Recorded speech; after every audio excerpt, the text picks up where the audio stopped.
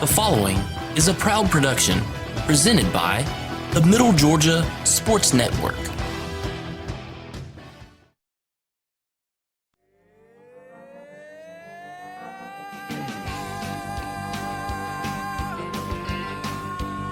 The Middle Georgia Sports Network would like to welcome you to the Planners First Football Friday Game of the Week.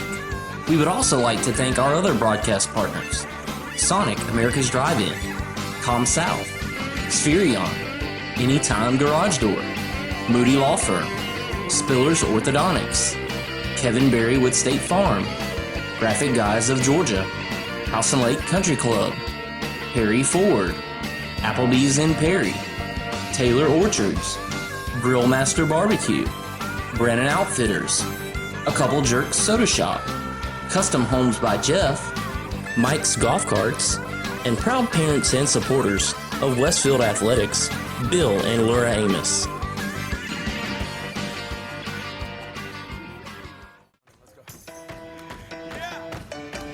Now it's time for the Middle Georgia Sports Network pregame show, brought to you by Spherion, with your hosts Kenny Kofer and Brett Taylor. Return to the Mac. Get what it is, what it does, what it is, what it is. Good evening, everybody, and welcome into the Spherion pregame show here on the Middle Georgia Sports Network. I'm Kenny Kofer. Alongside me, Brett Taylor, bringing the action live to you here on the Middle Georgia Sports Network. Brett, this is a big game here in Region 4. For all intents and purposes, really decides the region champion. And Westfield looks to go for their second consecutive here in Region 4 region championship as they take on the John Milledge Academy Trojans. Trojans come in undefeated. Westfield comes in with the one loss down in Valdosta against Valwood, but both teams are rolling, and we're looking forward to a great game here tonight. Should be an outstanding matchup. Last year, Westfield went up and got a big victory up in Milledgeville against John Milledge, and I'm sure John Milledge has revenge on their minds. Right now, Westfield is kind of on a roll, though, as they went up to Gatewood last week and got a huge victory, a shutout, 35-0, and they just played outstanding. Talked about it during our pregame meal, just how methodical Westfield was, how they really didn't allow the elements to affect them other than one play where they had the fumble, and they just kind of dominated things. Just a slow, I hate to use the word, but slow death for Gatewood last week, and Westfield is looking to build on that yet again. They're undefeated in region play, which is really at this point the only thing that matters. So is John Milledge. John Milledge went up to Augusta last week and defeated the Westminster Wildcats 23-6. So a big victory for them as well. And you just got to, all signs pointed to this game October 16th, and we're finally here. And for Westfield, this is the game of the year so far this season. They've got to win this game to get home field advantage throughout the playoffs, and it's going to be one of those kind of games that everybody's going to want to be at. Yeah, we knew this coming in, that how big this matchup would be, and John Milledge coming in undefeated, as we said. But one thing that points out to me, the missing, obviously, is the graduation. Cody Miller graduated last year. He was their stud running back, and now this year they're kind of using a mixture of a couple guys, and Cole Wilson and Cam O'Neill. Cam O'Neill, the senior, kind of leading the way behind the offensive line. And these guys are going to be two players that Westfield is going to have to account for, as well as quarterback Trevor Evans, who is a big junior, big left-hander. Looks like he threw the ball very well in warm-up. So this is a John Milledge team, very well coached. Coach J.T. Wall, former fullback at the University of Georgia. It has a couple of former Bulldogs on staff there at John Milledge. But, I mean, they are an impressive football team. Obviously, they're undefeated record, and last year went pretty deep in the playoffs. They knocked off Valwood down in Valdosta, 35-34, to knock out the Valiants, who were a heavily favored team in that one. So, John Milledge is a team to be reckoned with, and here tonight it should be a good one. And, a question I have, Brett, is unfortunately this week fell as fall break for Westfield.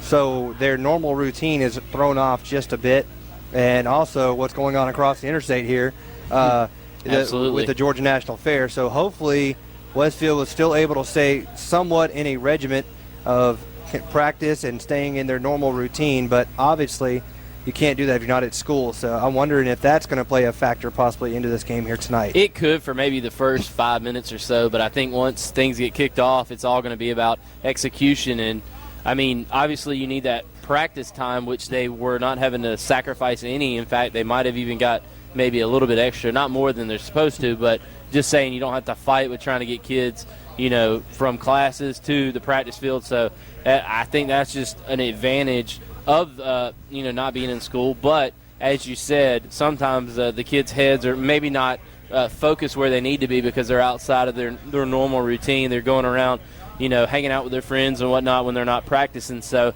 I think it's probably kind of a wash. And like I said, once you get into the game, it's going to be one of those things where it's not a huge deal and everything just kind of settles down from there. Should be some nerves early, but I think both of these teams are kind of seasoned. They both have a good bit of seniors on the team, so it shouldn't be a huge factor. But we'll see. Everything, kind of plays out differently per game, so it's just one of those things. A game almost has its own life. So what we'll do is we'll take a quick break and come back with more of this Furion pregame show as you're listening to Westfield Football, brought to you by Planters First Bank, here on the Middle Georgia Sports Network. Set your own banking hours with Planters First Online Banking. Planters First Online Banking allows you to connect and access your bank accounts 24/7. For those that are always on the go, you can check your balances, pay your bills, transfer funds anytime and anywhere you have internet access. Let Planters First Online Banking make your life a little easier. Planters First, a legacy of excellence since 1896. Member FDIC and equal housing lender.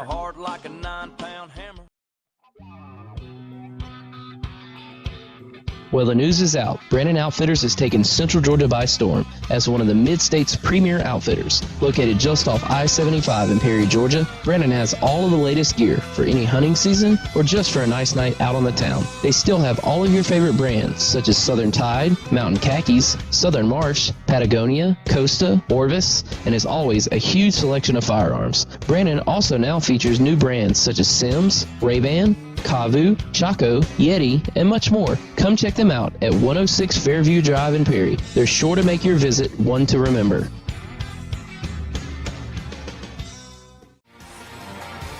And now back to the Furion pregame show with Kenny and Brett on the Middle Georgia Sports Network. And welcome back to the Furion pregame show here on the Middle Georgia Sports Network. Kenny Kofer, Brett Taylor, Tim Thompson down on the sidelines, and Scott Josie upstairs on the camera. Happy to be back here in the friendly confines of Marvin Arrington Stadium here. The Hornets' Nest as Westfield plays host to the John Milledge Academy Trojans. And Brett, why don't we go ahead and jump into the starting lineups brought to you by Spillers Orthodontics, where great smiles begin. So for the starting lineups for the Westfield Hornets on defense, they will start like this. At left defensive end, number 43, Matthew Moore. Left defensive tackle, number 74, John Walker Moore. The other defensive tackle would be number 65, Alex Myatt. At the other defensive end, number 30, Zach Johnson. Your linebackers will be number 16, Aiden Murphy, number 8, Gavin Edmondson, number 21, Josh Jenkins, and number 17, Austin Doyle. Safety will be number 12, Giles Amos. The two cornerbacks, number 3, Reagan Waller, and number 5, Austin Burnett. For the Trojan offense tonight, at quarterback, number 18, Trevor Evans. Running back, number 23, Cam O'Neill. At the two wide receiver positions, number 14, Andrew Presswood, and number 4, Jalen Seeley. At the other wide receiver position, number 25, Jalen Beck. At tight end, number 95, Harrison Bryant. At left tackle, number 75, Jacob Smith. Left guard, number 78, Logan Jones. At center, number 55, Cole Yarborough. At right guard, number 50, Coleman Jones. And at right tackle, number 77, Chandler Bryant. And we'll take a look at Westfield's offense versus the Trojans' defense. Westfield will come out in their traditional wing tee. At quarterback, number 15, Ryan Fitzpatrick. Fullback, number 21, Josh Jenkins. Two running backs, number 5, Austin Burnett, and number 3, Reagan Waller. At left tackle, number 74, John Walker Moore. Left guard, number 40, Connor Doles. At center, number 46, Landon Wainwright. At right guard, number 17, Austin Doyle. Right tackle, number 65, Alex Myatt. And at tight end, number 8, Gavin Edmondson. Wide receiver, number 12, Giles Amos. Trojans defense will defend Westfield like this. Left defensive end, number 95, Harrison Bryant. The two defensive tackles will be number 75, Jacob Smith, and number 78, Logan Jones. At right defensive end, number 44, Cole Miller. Three linebackers will be number 80, Chad Freeman, number 32, Dawson Huff, and number 31, Cole Wilson. And Gunnar Roberts. Number 2 will be strong safety. At the other safety will be number 9, Noah Lavender. 2 cornerbacks will be number 4, Jalen Seeley, and number 14, Andrew Prestwood. And those are our starting lineups brought to you by Spiller's Orthodontics, where great smiles begin. And we'll go ahead and give you the weather forecast tonight, brought to you by a couple of Jerk Soda Fountain Shop here in Perry. Go check them out and get you a nice ice cream float here, as it's still warm enough for the ice cream floats. Here tonight, though, currently it's 75 and clear.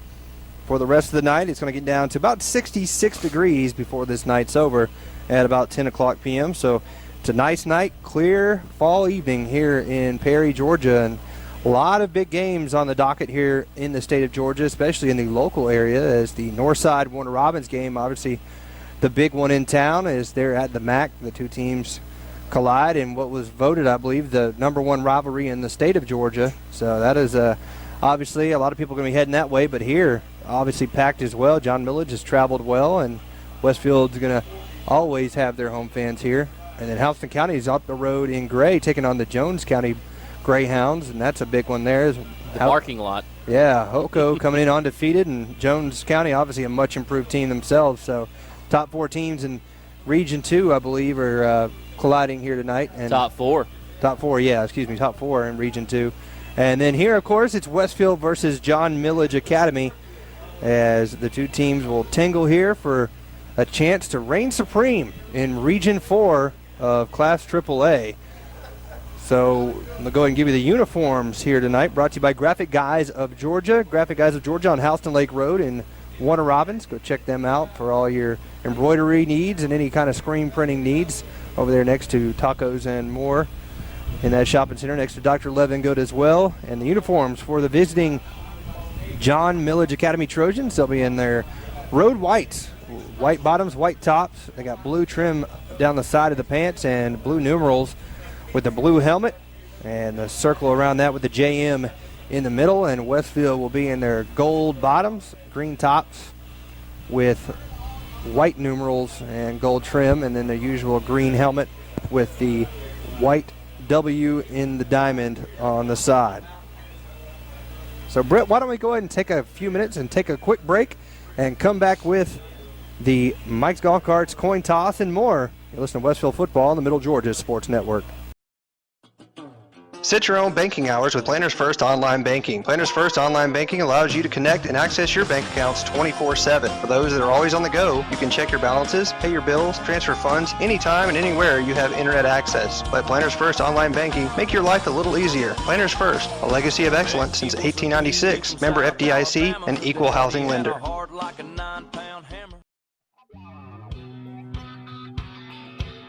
Well, the news is out. Brandon Outfitters has taken Central Georgia by storm as one of the Mid-State's premier outfitters. Located just off I-75 in Perry, Georgia, Brandon has all of the latest gear for any hunting season or just for a nice night out on the town. They still have all of your favorite brands such as Southern Tide, Mountain Khakis, Southern Marsh, Patagonia, Costa, Orvis, and as always, a huge selection of firearms. Brandon also now features new brands such as Sims, Ray-Ban, Kavu, Chaco, Yeti, and much more. Come check them out at 106 Fairview Drive in Perry. They're sure to make your visit one to remember.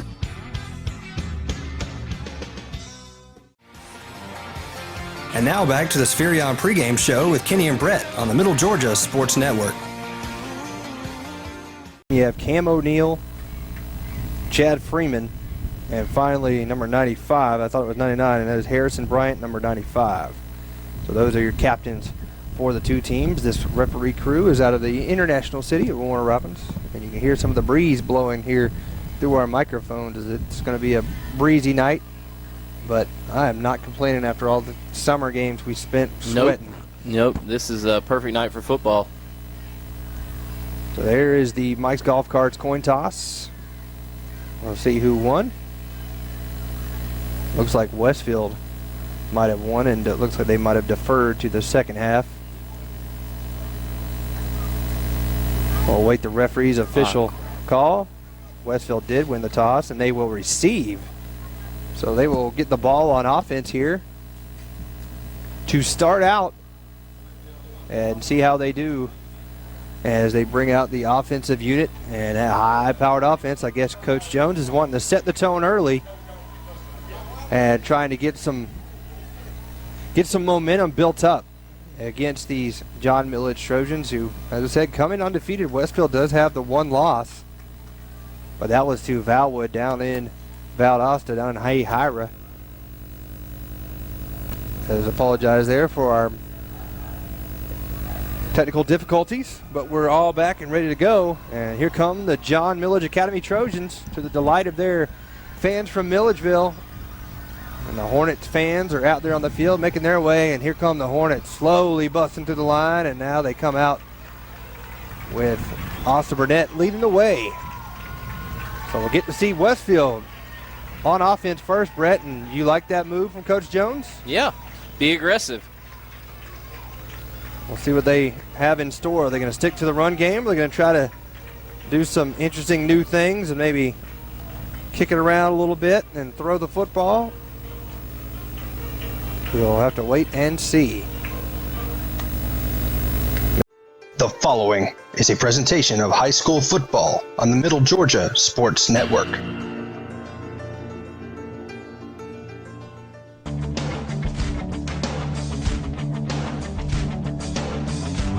The most anticipated game in the region is finally here. The Westfield Hornets welcome in the John Milledge Trojans to the Hornets' Nest. Both teams come in undefeated in region play and look to stake their claim on the Region 4 championship. Will it be the powerhouse Hornets who win and steal the number 1 seed in Region 4? Or will it be the upstart Trojans who make their move to the top? We'll find out next.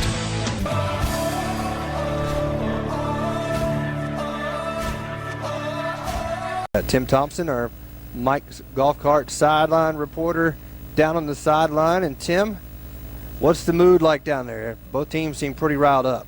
Yeah, it's an important game that it is. They're all, I noticed Westfield was a little late coming out. I'm sure Coach was in there getting them fired up. I think everybody's getting ready to play tonight. All right, Tim, thank you very much. We'll go down to Tim later on after a couple scores and get some drive summaries and whatnot. So that Mike's Golf Cart sideline reporter, Mr. Tim Thompson. So kicking it off for the Trojans will be number 31, Cole Wilson. Back deep to receive will be Reagan Waller and Austin Burnett. Little unorthodox kicking style here as they have everybody lined up close to the kicker. And we're almost set for the Grill Master Barbecue kickoff.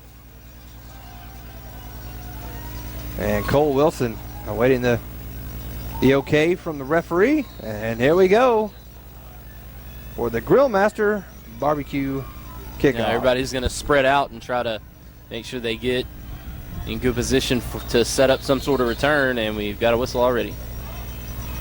Uh-oh. What happened? Clock started already. Oh. Clock had got an early start. We got a new clock operator up here this evening. Mr. Beelan, the normal guy, is out of the area for the moment. And there we go at 12 minutes. We're set and ready to go. We're ready for the Grillmaster Barbecue kickoff off the foot of Cole Wilson. High end over end kick into the end zone. A booming touchback from Cole Wilson. And Westfield will start this drive 1st and 10 at their own 20-yard line. A Kevin Berry State Farm 1st and 10. There you go. Go ahead and get things started off right. That's right. So here comes the Westfield offense. Ryan Fitzpatrick looks like he's got a wrap there on his left ankle. We know last week he hurt his left ankle jumping over a defender there at Gatewood. Hopefully he'll be okay. So Ryan comes set under center. Receiver to either side. They put Jenkins in motion. The pitch goes to Jenkins, and there's a flag down. Look like a little false start. No offsides on John Milledge. Yeah, it looked like the left tackle jumped for John Milledge, maybe number 75 right there for John Milledge. So Westfield will get a quick gift here to start the game, and it'll bring up 1st and 5 instead of 1st and 10. A little eagerness. Yeah, good start, though, for Westfield in the 5 free yards, and they'll have a 1st down and 5. Just underway here from the Hornets' Nest. They'll come set with their more traditional set here. They bring Giles in at the tight end position, put Reagan Waller in motion. Handoff goes to Jenkins. Jenkins is hit immediately and brought down, and he picks up 2 yards. The tackle made by Dawson Huff, the junior linebacker. He gets in there and wraps him up, and it's hard to get your arms around Josh, and a good job there of corralling him and taking him down for a short gain. Yeah, just a good job right there finding the football. Sometimes it's hard to locate where Josh is after a quick handoff, but right there, John Milledge's defensive line, excellent job finding the football, making the tackle, and even though Josh is tough to bring down, a good secure tackle right there on first contact. So it's 2nd down and 3. Burnett goes in motion. They fake the handoff, looking to pass. He's going to go out in the flat to Josh Jenkins. He makes the catch. Josh drives out to the 40-yard line. That's a 1st and 10, a State Farm first down for the Westfield Hornets on the 13-yard pickup. And the Hornets go to the air and pick up the first down, Brett. Yeah, great job right there by Ryan Fitzpatrick, and a good job of finishing the play by Josh Jenkins. Ryan had some pressure in his face, well, really on the backside coming, and I don't know if he felt it and just had that intuition or whatnot, but a good job because he was not going to have a long time to sit in that play-action pass. So 1st and 10 for Westfield. They fake the handoff. Ryan's going to keep it himself. Ryan trying to get to the corner here. Ryan does. Drops to 50, got a first down. He's chopped down at the 47-yard line. It's a 13-yard pickup on first down, and it's a State Farm first down brought to you by your local agent, Kevin Berry. Good job of using his speed to get to the outside. John Milledge did not do a good job of setting the edge, and Ryan was able to outflank them here and then kind of use his shiftiness to get upfield for even more yardage, get across the 50-yard line, and get another first down. Westfield's already got 3 first downs on the night. So Ryan puts Austin Burnett in motion. They fake the handoff, looking to pass. Ryan being flushed out of the pocket, just throws it away. Looked like he was trying to get outside and trying to get Gavin Edmondson, but great pressure that time from the Trojan defense. They'll put a lot of heat on Ryan Fitzpatrick. Yeah, I'm not sure right there if just a receiver for Westfield didn't make it out into the flat, but that ball was nowhere near a receiver. Good thing he was outside the pocket and no intentional grounding was called. Yeah, it looked like he was definitely just trying to throw that one away. So 2nd and 10 after the incomplete pass. And Ryan with Jenkins behind him puts Burnett in motion. And Reagan gets the handoff, fumbles it momentarily, and he's going to be slammed to the turf, fumble. And I think Westfield... They're going to call him down. Yeah, they're saying he was down. They slammed him on his back. So the official over here is saying he's down. They think it's a turnover, but they're saying he's down on the field, and he is. So the John Milledge faithful thinks they got the turnover. They did not. I'll tell you what, though, they are bringing the house. Yeah, they brought at least 10 guys right there. Now that is, to me, that is a fade pattern to number 12 written all over it yeah, when you do absolutely. that. I mean, you're going to bring all 10, just throw it up as high as you can down the sideline and let Giles go and get it. So 3rd and 12. The pitch goes to Burnett. Burnett trying to set up some blocks. Burnett trying to get to the corner. He does, and he's going to have a first down as he goes out of bounds at the 35-yard line. That's a 15-yard pickup on 3rd and 12. And it's another State Farm first down brought to you by your local agent, Kevin Berry. Just a great job of getting away from the tackle there on the perimeter. And, again, John Milledge not able to set the edge, turning things back to the inside. And Austin Burnett gets out there, outflanks him, and gets all the way to the edge, brings up a first down and 10 for Westfield. Great job right there by the youngster. And they're going to mark him out at the 37. Thought he got out at the 35. Must have stepped out before. Still enough for a first down. As it's 1st and 10 for the Hornets. Waller in motion. He gets the pitch here near side, setting up his blocks. Cuts up now. Across 30, inside, into 25, 20, 15, 10, 5. Touchdown, Reagan Waller. That's a Spherion touchdown for the Westfield Hornets. And they gain the lead here, 6-0 with 9:25 to go in the first quarter. Yeah, what a great job right there, just following his blockers. And obviously Westfield has seen something on film because they have just outflanked the John Milledge Trojans twice on 2 plays back-to-back. And right now getting the huge first touchdown of the night. And Griffin Elmore's on to kick the extra point. And Coach Jones looks like a genius right now after taking the coin toss after winning it and electing to receive. Extra point is up. And it is good. And with 9:25 to go in the first quarter, Westfield leads 7-0. You're listening to Westfield football here on the Middle Georgia Sports Network. When you are lost in a new area, you stop and ask a local. Likewise, when you are searching for a one-of-a-kind employee to support your business, you ask a staffing local who knows the community. We're Spherion, a 65-year-old workforce leader with a distinct local focus. Michael and Kim Chalmers and their team know the Middle Georgia area better than anyone. More than a business, this is our home, and we're on a first-name basis with the skilled administrative, hospitality, light industrial, call center, and professional talent who live in our community. Gain a local hiring advantage. Call Spherion at 478-956-1700 or find us on Facebook at Spherion Middle Georgia. Spherion would like to wish the Westfield Hornets a successful 2015 season.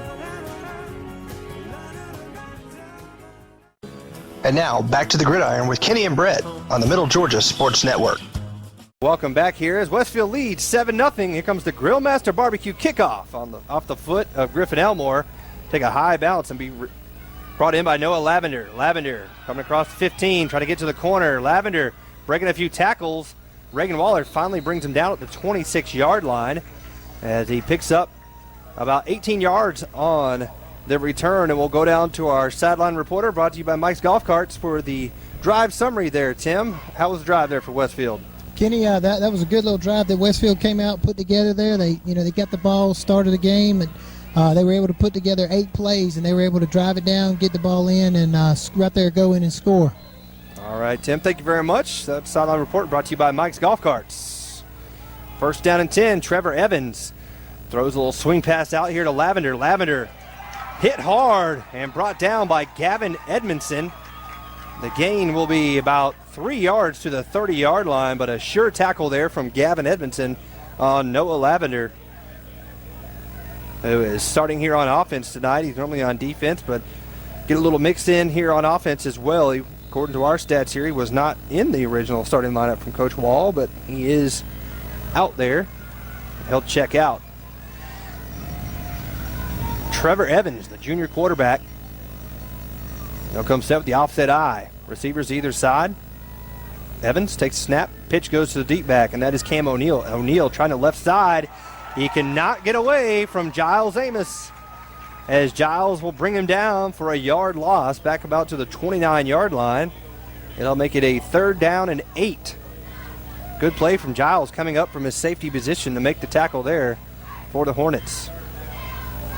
Yeah, Giles doing a good job of just coming downhill all the way from his safety position. And as you said, Kenny, creates a 3rd down and 7.5. And Westfield doing a great job early here on defense, playing excellent defense, setting the edge, turning the ball back in the inside, all the things John Milledge was not able to do on the last drive. So now the shotgun formation for Evans. 2 wide receivers here near side. He's going to look far side. He's going to throw, and it's going to be, is that a catch?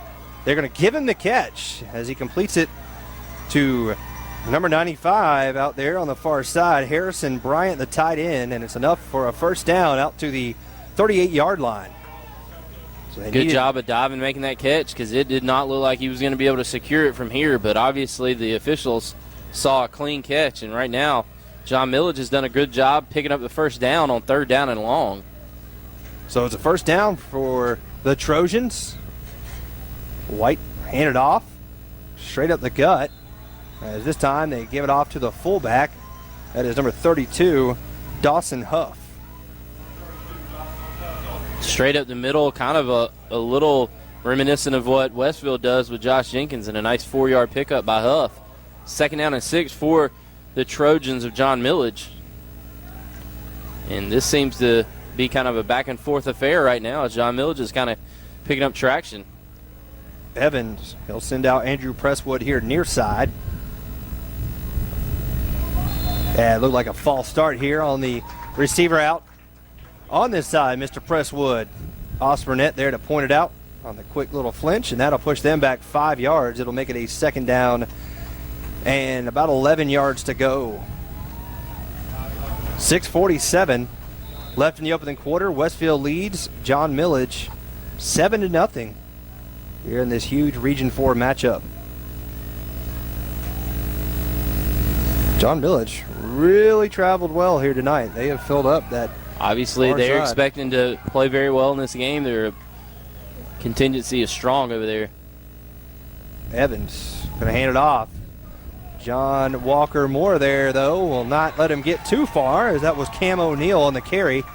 O'Neal picks up maybe 3 yards out to just across the other side of the 40-yard line, and it'll be 3rd down and 8. They got to get out to the 48.5 for a first down. It's the Westfield D holding strong here. Not a whole lot on the ground game thus far. Westfield's done a good job up the middle so far in this game on defense. It's really just been the one pass play and then a big run by the surprise fullback, number 32, Huff. But other than that, Westfield's done a decent job on defense. And now Evans looking to pass. He's going to go deep down the far side. Looking for his tight end. He overshoots him. And back there on the coverage was Reagan Waller. They were looking for Harrison Bryant, the big tight end. And it falls incomplete. So Westfield's defense holds, and it will bring out the punt team for the Trojans. We'll bring out 4th and 8 for the Trojans. And Giles Amos is standing at his own 28-yard line. I'm not sure who. Is it Huff who's punting? That is Cole Wilson, Cole number 31. Wilson. So Wilson will punt it, and Giles back deep. Comes the punt, and it's a high, wobbly kick off to the right side here.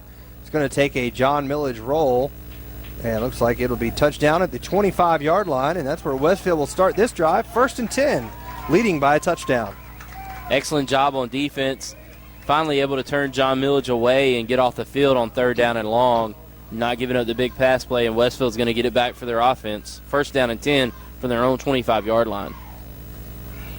Well, the Hornets last time out, as Tim said, an 8-play drive, went down the field, 80 yards, and scored, finally capped off on a 37-yard touchdown run from Reagan Waller. They start this drive 1st and 10 at their own 25. Handoff to Jenkins. Jenkins, right side, spun around. He'll get about 3. First man there was number 44, Cole Miller. They're really keying on the fullback dive here to Josh Jenkins. They're selling out on that, and I think a lot of times, Brett, that's what's opened up those edges for Westfield. They bring in that interior rush that leaves those edges vulnerable.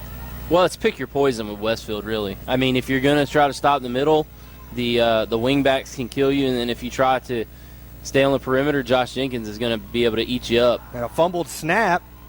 Looked like it was either offsides or false start, but Ryan looks to have gotten the football back on a loss of 3. Yeah, it looked like it was actually on that one was number 40, Connor Doles, who came up with it. So it's 3rd down and 7. That kind of reminded me of watching the Atlanta Falcons last night, like James Stone snapping it in his butt. Yeah. Excuse my language, but that's what it looked like. Looked like it hit him right on the back of his tush. Yeah. So it's 3rd down and 7, maybe 8 here, and they put Austin Burnett in motion. Take the handoff, looking to pass, throwback screen, and that probably was a good thing. A great job of defense there from John Milledge and them being very disciplined. They tried to sneak Gavin Edmondson here out on the near side and that little throwback screen, but number 44, Cole Miller, was not fooled. He was there, forced the bad pass, and the Hornets will have to punt to Jalen Seeley, who's back deep to receive. He'll wait the kick at his own 40.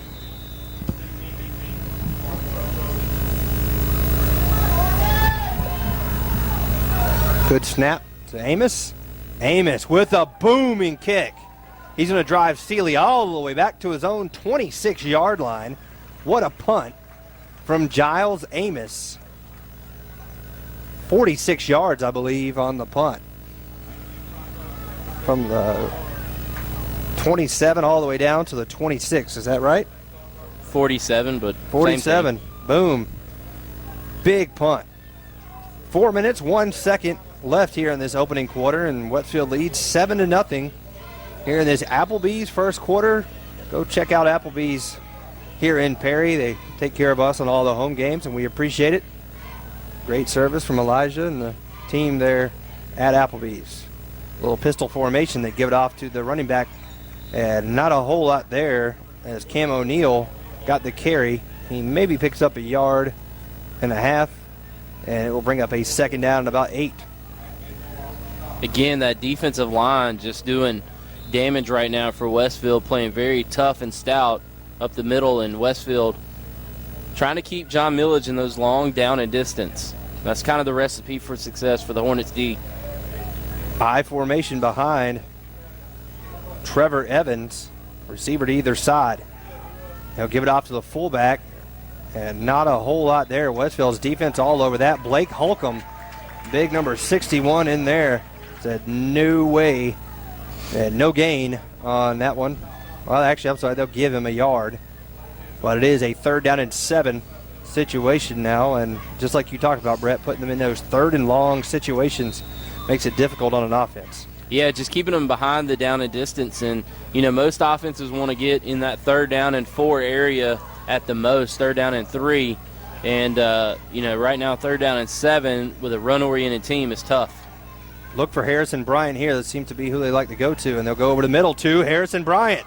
Big hit from Austin Doyle, but still making the catch. Harrison Bryant, and this oddly kind of reminds me of the Falcons game last night. Cover the tight end. That seems to be a favorite spot there for Harrison Bryant on the 1st down and 10. 2 minutes, 35 seconds left here in this opening quarter. Been a quick first quarter. Only 19 minutes so far. On balanced I formation, they give it off to the fullback on the quick hitter. That was number 32, Dawson Huff. Huff's got about 3 yards out to the 46-yard line. John Walker Moore there on the tackle. But you can obviously see their game plan and is to eat little, 3 yards in a cloud of dust kind of style, but at the same time, they're also in those 3rd and long situations looking for their big tight end, Harrison Bryant. Yeah, that seems to be the go-to receiver as he's split out wide left now to the top of your screen. And you got Reagan Waller over there on the coverage and 4 wide receivers set. They're going to go. Good job of getting the hands up by Matthew Moore and knocking that one away as they're looking for the quick slant to Harrison Bryant. But great discipline, great coaching, and great awareness from Matthew Moore to get his hands up. Yeah, that's the only thing he had, really. Looked like Alabama's defensive line as they blocked like 15 passes so far this year. So good job by Matthew Moore. If you can't get to the quarterback before he throws it, get your hands up and try to knock it down to the ground. Harrison Bryant's obviously going to have the size advantage over Reagan Waller, but as we've talked each and every week, for what Reagan lacks in size, he makes up in pure athleticism because he's able to get his body in certain situations to knock it away and does a very, very good job. So 3rd down and 7. Evans looking to pass, got all day, going over the middle, got a man open, and he drops it. Jalen Seeley was open at the 37. It went in his hands, and as he rolled over, it popped out, and that's going to force the punt. And here comes Cole Wilson. Yeah, middle linebacker right there passed him off, and he got into a pocket that was wide open, and Seeley just not able to hold on to the football. Not bad defense from Westfield, but it's just one of those things. It's hard to defend that if the quarterback's going to have that long to throw the football. Yeah, very impressive protection from the offensive line. Wilson with the punt. Pretty good punt. End over end. Giles calls the fair catch at his own 18-yard line. And that's a 36-yard punt. And here comes the Westfield offense again, leading 7-0 with 1:30 left here in the first quarter. A 37-yard touchdown run from Reagan Waller, the only score thus far for either team, as Westfield did that on their opening drive the last time out. They went 3 and out. Yeah, so not a lot of yardage other than that first Westfield drive. Right now, Westfield is bogged themselves down, so to speak, on offense, and defense for Westfield has been great. Ryan fakes the handoff, keeps himself, spins, and walks right into a big hit by Jacob Smith. The sophomore defensive lineman saw Ryan spin right into his chest and just drove him down. Ryan does pick up, though, close to 4 yards on 1st down. It's a big pickup. I mean, anytime you can keep your team in 2nd and 7 and less, that's where you want to be as a running football team. As you face better competition, Westfield's not going to break off those huge runs as they have been used to. So you got to be able to pick up those hard first downs. They put Reagan Waller in motion. He gets the pitch. Reagan trying to set up some blocks, but a great job of pursuit by the John Milledge defense. Logan Jones, as well as a host of others from the Trojans, were not going to have that one. Reagan does pick up about a yard, and it will be 3rd down and 5. Yeah, Reagan had an alley there. It just closed very quickly. John Milledge did a good job of recognizing where he was going to run with the football and closing that gap. They swarm to the football. This John Milledge team is very well coached. But this is one of those things where maybe a gadget play, a reverse of some sort, something like that, when they flow that hard, maybe you can get them going the other way. The pitch goes to Burnett. Burnett trying to cut back inside. Now here he comes near side, trying to set up a block. Got a block here. Still trying to get to the corner. Bounces off a tackle, but nothing doing. He's going to lose about 2 yards, and that will do it on the first quarter. So a whole lot of running, but John Milledge was up to the task. They hold him on 4th down, and Westfield have to punt. But after 1 quarter of play, your score, the Westfield Hornets 7, the John Milledge Academy Trojans nothing. You listen to Westfield Football, brought to you by Planters First Bank on the Middle Georgia Sports Network. Set your own banking hours with Planters First Online Banking. Planters First Online Banking allows you to connect and access your bank accounts 24/7. For those that are always on the go, you can check your balances, pay your bills, transfer funds anytime and anywhere you have internet access. Let Planters First Online Banking make your life a little easier. Planters First, a legacy of excellence since 1896. Member FDIC, an equal housing lender. And now, back to the gridiron with Kenny and Brett on the Middle Georgia Sports Network. And welcome back to the Middle Georgia Sports Network Football Friday Game of the Week, brought to you by Planters First Bank as we head on into our second quarter, brought to you by Taylor Orchards, where Westfield leads 7-0 over the John Milledge Trojans, and Giles Amos will have to punt it away to Jalen Seeley. It looks like Giles most likely going to have the wind in his face, it appears, on this one. Or maybe it's blowing crosswind right in our face. I don't know. I think it's more of hurting both. Honestly, either direction. High snap to Giles, but he gets it away. And it's a pretty good kick, kind of a knuckleball. He takes it to 47. A late flag flies in for a possible roughing the kicker. And Jalen Seeley is brought down with a good tackle from Connor Doles at the 49-yard line. Let's see if they give Giles the 15-yard variety, or what are they going to do here? Even if it's 5, do you go for it on 4th and 7? I don't know. It was the head referee who threw the flag, and I don't know about you, but it was kind of late. Yeah, I didn't think there was much contact there, but nonetheless, he draws it. I think it's just because he fell. He got clipped a little bit, so maybe just a 5-yard penalty, but we'll see. It is just a 5. 5 yards, so it'll be 4th and 2, and what does Westfield do here? Looks like they're going to bring out the offense. So it's actually going to be 4th and a yard, and they're going to go for it. Well, they're probably going to draw them off sides. Yeah, because, I mean, they're at their own 27 on 4th and 1. So, again, we talk about it each and every week. It's hard to really remember all the nuances of the rule book in the high school game. You know, they did away with 5-yard variety roughing the kickers, I think, in college, if I'm not mistaken, but obviously still stands here in GISA. So 4th and 1 instead of a punt. So we'll see what they do here. Might just be a quarterback sneak. Don't you think? Yeah, I'm not sure. We'll see. 4th down and 1. And it looks like, yep, he was just trying to draw them off sides. And they did not bite. So Westfield burns the timeout. We'll stay here. 11:48 left here in the second quarter. Westfield leading 7-0. And Ryan's still over there talking to Coach Jones, thinking about it. So just because they took the timeout, they still might go for it. And I think they are, Brett. Yeah, there goes Ryan. Ryan's going to do it. It's half a yard to a yard. I don't make anything fancy. Take the snap, Ryan. Step ahead. Yeah, I agree. I don't think you got that much penetration from that defensive line. It's going to really really cause a problem here.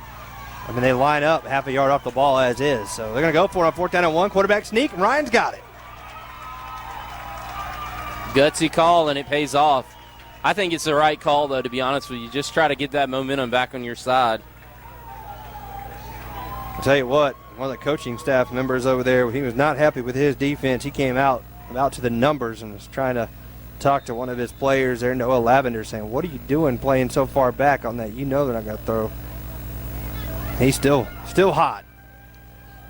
So it's a State Farm first down brought to you by your local agent Kevin Berry for the Westfield Hornets. Ryan is going to look to pass. Pump and go, looking for Giles here near side. Giles goes up and makes a catch. Giles Amos, 20, 15, 10, 5. He leaped in the end zone. It is touchdown. Wow. That's a Spherion touchdown for the Westfield Hornets. And Giles Amos goes 69 yards for the score. What a catch by Giles Amos, and then the speed just to outrun everybody and leap into the end zone. Well, what he did was he pointed the ball at its highest point, was able to catch it, take it away from the defender, and when he got to about the 3, he knew he was going to get hit because he didn't have the rest of the speed to get there, and he jumped, and he was able to get his feet up in the air before he hit the out-of-bounds line, and the kick is up and good from Griffin. But Giles Amos, he made that play happen because it looked like he was going to be tackled at about the, like I said, the 3-2-yard line or whatnot, but he saw it, he knew that it was going to happen, and he decided, hey, I'm going to make a play here and stretch it out and not even give my offense the disadvantage of trying to score from inside the 5. We've got Tim Thompson down there on the sideline. Tim, you had a bird's eye view of that one. What'd you think of that?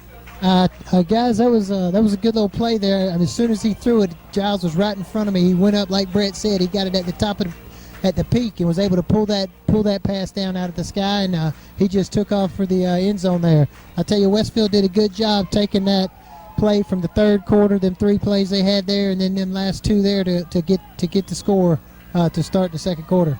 All right, Tim, thank you very much. The Sideline Report brought to you by Mike's Golf Carts in Perry as Westfield leads here 14-0. So how about a turn of events there? Westfield was forced to punt.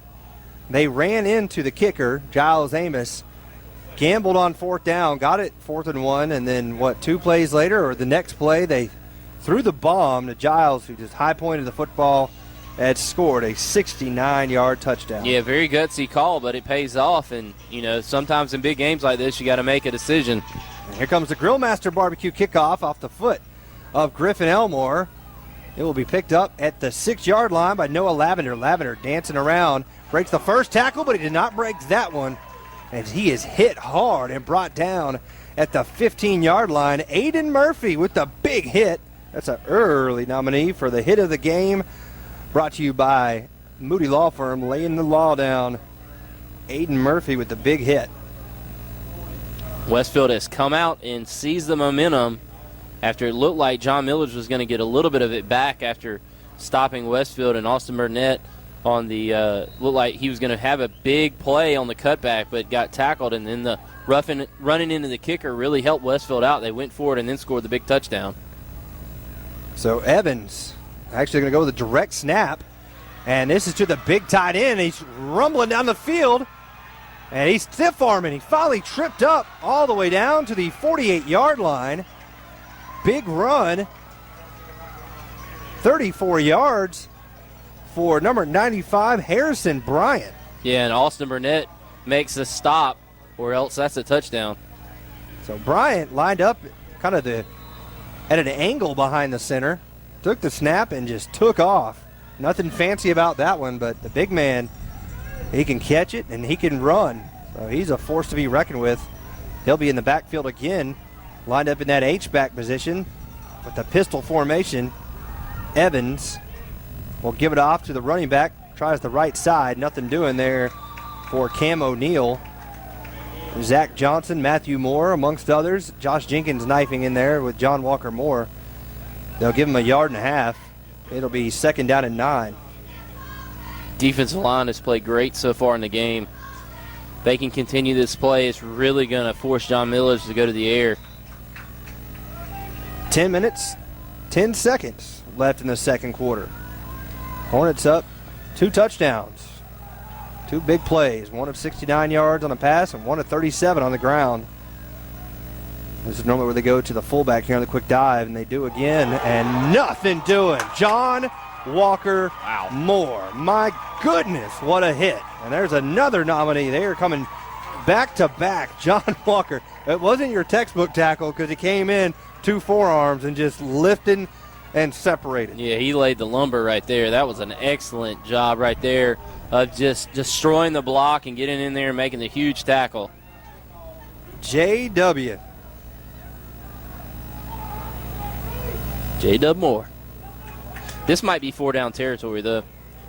Yeah, you don't want to let things get away from you in this one.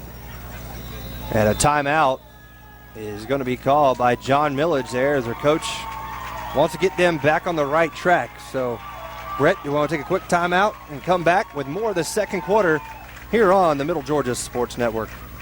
Hey, man, your new car is sweet. Helps me get the ladies. I've got a date with Cindy tonight. My sister, man? You better have some insurance. The best, Kevin Berry State Farm, and he offers the lowest rates around. Protect your investments with Kevin Berry State Farm Insurance. Whether it's homeowners, car, or life insurance you need, Kevin Berry State Farm has you covered with the lowest monthly payments. It can cost you everything not having insurance. So call Kevin Berry State Farm Insurance at 333-3377. That's 333-3377. Welcome back into the Hornets Nest to the Football Friday Night Game of the Week on the Middle Georgia Sports Network. Welcome back to the Nest here where Westfield leads 14-0 here on the Middle Georgia Sports Network. Football Friday Game of the Week brought to you by Planters First Bank. We're in the Taylor Orchard second quarter. It's 3rd down and 10. They'll come with a pistol formation behind Evans is Cam O'Neal. He's got 4 wide receivers. Run a little option here, right side. They're going to pitch it off. And O'Neal's got close to the first down as he's run out of bounds. Depending on the spot, they're going to mark him out at the 39. I think he's going to be just short. He will be 4th down and about a yard. And this is go time right here. Yeah, they're going to hurry up, too. They're going to try to get this one off in a hurry as it's 4th down and yard and a half, maybe 2. 9 minutes, 11 seconds. They'll line up quickly, trying to get them to go off sides. Evans now going to look to his coaching staff. They're going to take a timeout. We'll stay here.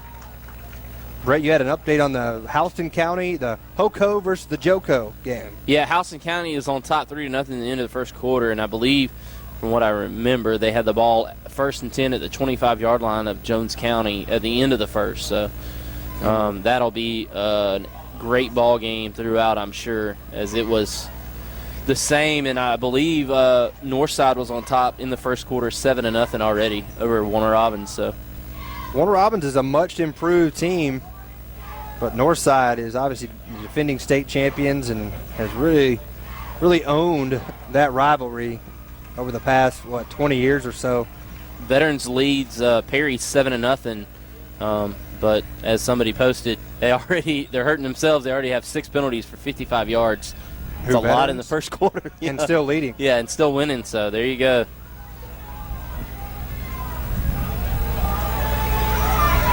So they're going to go for it. 4th down and 1.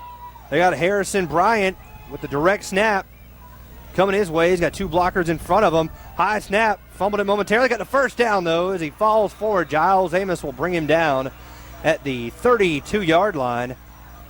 So he needed 1. He got about 5.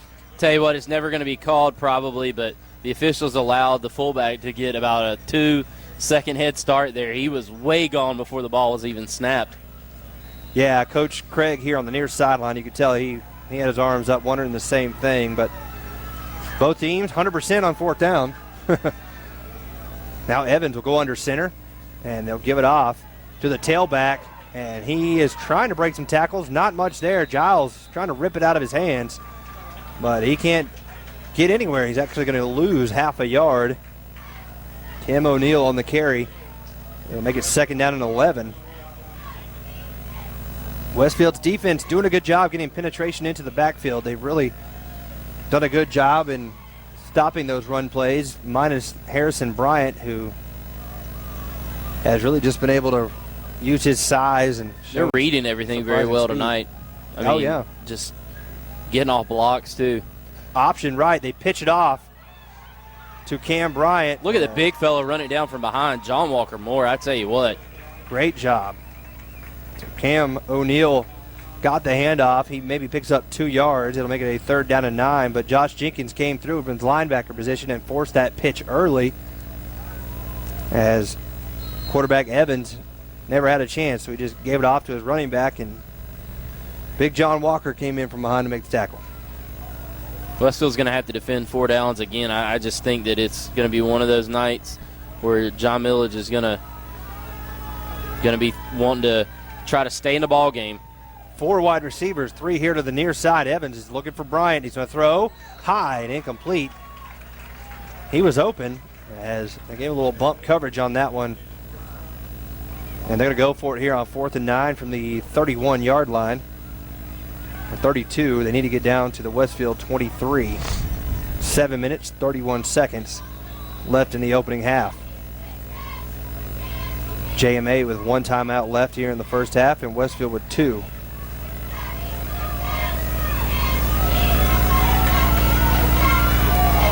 So 4th and 9. Westfield defense going to bring 4 guys on the rush. Evans looking to pass. He's going to look for Bryant. He's going to pump fake. Now he's flushed out of the pocket. He's going to throw across his body to the corner of the end zone, and what a catch and touchdown. Wow, what a play. Noah Lavender makes the fingertip catch. What a pass from Trevor Evans. Man, that was nice. Yeah, very impressive. Just a good job of rolling out here to the near side after being pressured. And John Milledge not going to go away in this ball game.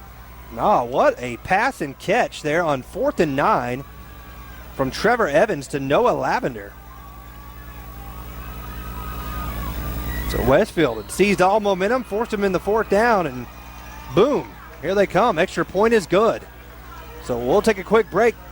Westfield leads 14-7 with 7:21 to go in the second quarter. You listen to Westfield Football, brought to you by Planters First Bank on the Middle Georgia Sports Network. Jared Brennan here at Perry Ford. And we're here to give you some very simple advice. Number 1, Perry Ford has 0% financing on all new 2015 models. That's right, the entire Ford product line.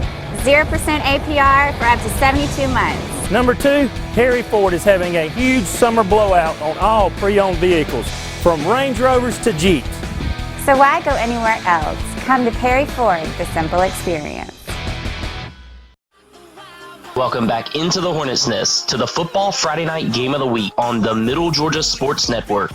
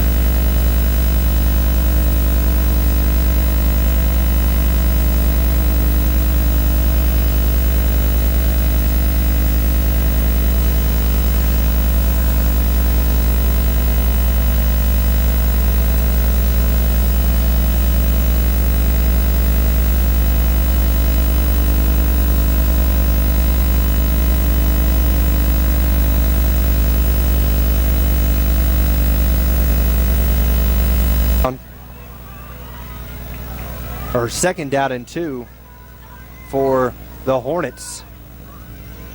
And the handoff will go to Jenkins. Jenkins makes the first man miss. He'll be right at the sticks for a first down. Good tackle there from Cole Miller, as Miller will stop him right there at the 30 with that spot. If it's a right-footed spot, I think he's going to have the first. But yeah, he should be there because it looks like he had to get to. And they'll bring out the chains to measure. Just on the other side of the 31. Yeah, but where the 3 begins kind of. Well, let's go down to Tim. Tim, can you get a bird's eye view right there next to it? Giles might be standing in your way, but what does it look like down there to you? Yeah, it looks like it's going to be a first down to me, guys. Giles is in the way a little bit, but where it looks like the head ref spotted or got it spotted, I think it's going to be by a nose. All right, so let's take a look here and see how they measure this one. They'll stretch it out, and he's got it by a full football. Good call, Tim. Tim Thompson. Those eagle eyes. That's right. Sideline report brought to you by Mike's Golf Carts in Perry. Westfield with the State Farm first down. Brought to you by your local agent, Kevin Berry. Hornets leading 14-7, 5:52 left in the second quarter. The Taylor Orchard second quarter. Yeah, Northside on top in the second quarter with 6 minutes to go, 14-0. And Howson just made Jones punt. They're still up 3-0, and they have the ball on their own 1 yard line. Ryan fakes the handoff, keeps himself, spins back inside. Not a whole lot there, but he turns nothing into something and gets 2 yards. And that's what you have to do. Turn negative plays into positive and turn positive plays into big plays. They just ran right past and they're falling on that dive. And to me, this just screams Giles Amos. Just screams to me Gavin Edmondson. One of the two, or maybe even that wheel route if they have enough time to set up Reagan. I'm just thinking something quick, pop pass. It's something that Westfield has gone to a lot. They got 10 guys in the box. They'll give it to Jenkins. Jenkins makes the first man miss. Bounce off a tackle. Jenkins trying to get to the corner. 15. Stops, cuts back 10. Trying to get to the goal line. He's down to 5, backing his way in, and he'll get down to the 1 yard line. What a tough run from Josh Jenkins as he gets 27 yards on that carry down to the 1 yard line. It's first and goal. Another State Farm first down for the Westfield Hornets, brought to you by Kevin Berry. Just a great, tough run. Josh is just so tough. He could have gone out of bounds at about the 13, stop, cut back, and then just backs it in. Ron Cherry with the timeout call there by the official. I love it. So 4:39 to go. Westfield's going to burn a timeout. We'll stay here. So Westfield set up nicely here going in for a touchdown. So what do you think, Kenny? I mean, Westfield, if they can score here, they're up 21-7. And with 4:39, do you think they start thinking about using some – well, they've only got one timeout. I was thinking maybe if you got 2, start using some timeouts, see if you can't separate yourself. You're going to be kicking back to John Milledge to start the third quarter. So no, I think you try to obviously punch it in here, get the points, and then you just play your defense. Your defense has done a good job. I mean, the score came on kind of a busted play. That wasn't a scripted play there. They just kind of scrambled, and quarterback was able to get out of the pocket and just throw it up to his receiver, who came down with a good catch. So I think just keep your normal tactics in, and if they decide to throw the football, stop the clock for you. That was what I was thinking. You might get a benefit of John Milledge trying to even things or get closer on the scoreboard and either get a turnover or get them to stop the clock for you. I formation now with Austin Doyle in at fullback. They also got John Walker Moore in there trying to clear the way. Nobody's going to touch Josh Jenkins as he walks into the end zone for a Spherion touchdown for the Westfield Hornets. And it's 20-7 with 4:36 left here in the second quarter. Good job of Westfield answering that big touchdown by John Milledge, and Josh Jenkins was the workhorse on that series right there after the big run by Reagan Waller. Set things up in John Milledge territory, good field position for Westfield, and Josh Jenkins kind of took care of the rest. On for the extra point, Griffin Elmore. Burnett the hold, the kick is up. And right down the middle. So with 4:36 to go, second quarter, Westfield leads 21-7. You listen to Hornet football here on the Middle Georgia Sports Network. Well, the news is out. Brandon Outfitters has taken Central Georgia by storm as one of the Mid-State's premier outfitters. Located just off I-75 in Perry, Georgia, Brandon has all of the latest gear for any hunting season or just for a nice night out on the town. They still have all of your favorite brands such as Southern Tide, Mountain Khakis, Southern Marsh, Patagonia, Costa, Orvis, and as always, a huge selection of firearms. Brandon also now features new brands such as Sims, Ray-Ban, Kavu, Chaco, Yeti, and much more. Come check them out at 106 Fairview Drive in Perry. They're sure to make your visit one to remember. And now, back to the gridiron with Kenny and Brett on the Middle Georgia Sports Network. Sports Network Football Friday Game of the Week. Kenny Kofer, Brett Taylor, Tim Thompson down on the sideline, and Scott Josie upstairs on the camera as Westfield leads here 21-7 over the John Milledge Academy Trojans from Milledgeville. And Westfield responded after the JMA score. Had a good drive as they moved down the field and scored. Finally capped off there on the 1-yard TD run from Josh Jenkins. Griffin Elmore with the Grill Master Barbecue kickoff. Jalen Seeley, Noah Lavender back deep to receive. And there's the kick. It's a short kick. Be taken by Noah Lavender at the 9-yard line. Lavender coming up the middle of the field, and he'll be brought down at about the 26-yard line. We'll go down to Tim Thompson. And Tim, how did you think that last drive went for the Hornets? Kenny, that was a great drive by Westfield. They got the ball with 7:15 left in the second quarter. They were able to run an 8-play drive, got it down, controlled the clock for about 2 minutes, 45 seconds there. I tell you what, I'm looking down here at this. There's a hole in the turf down here. It looks like Brett's 9-iron, where Josh Jenkins did a stutter step and made some guys miss. Or Kenny's driver. That's probably more accurate. Brett can shoot in the 70s. I can shoot in the 70s on 9. So here comes Trevor Evans trying to dump it off. Incomplete. It was tipped there. Matthew Moore yet again. So anyway, Tim, didn't mean to cut you off there, buddy, but go ahead. No, that was good. Like I said, they were able to get in there and go in for the score. Hopefully try to control the clock a little better here. All right, Tim Thompson, our sideline reporter, brought to you by Mike's Golf Carts. Thank you, Tim. The drive summary there, Westfield leading 21-7, 4:26 left to go before halftime. Stay tuned for the Perry Ford halftime show. Well, we'll have Brett Taylor sneezing in the background and then wiping it on me. That's disgusting. But, no, we've got to compile some of the best plays so far of the season for Westfield. And they're going to give it off here on the near side to Noah Lavender. Lavender going to be hit hard and brought down by Josh Jenkins across the 30 out to the 33-yard line. It's about a 5-yard gain, maybe 6. And it will be 3rd down and 5 with 4 minutes left. And this could be kind of like what you said here. Maybe, Brett, if they run it here and do not get it, maybe then Westfield burns that last timeout to stop the clock. Although you've got plenty of time with the ability you've shown to. And there he goes, burning timeout right there.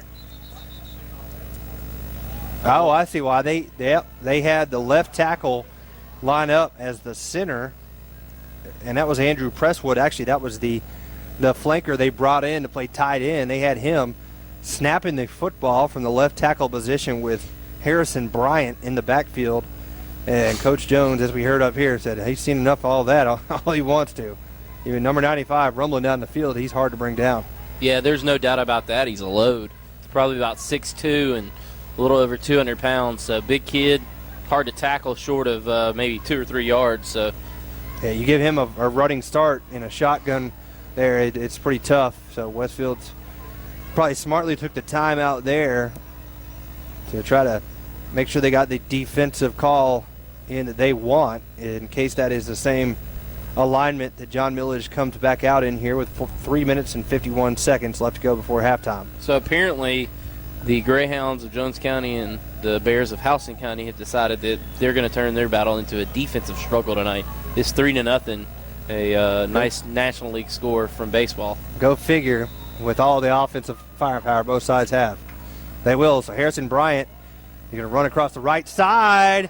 Matthew Moore. What a play from Matthew Moore right there to bring down the big man for a loss of 2. And it's going to make it 4th down and 5. And they're going to have to probably punt here with 3.5 minutes to go before halftime.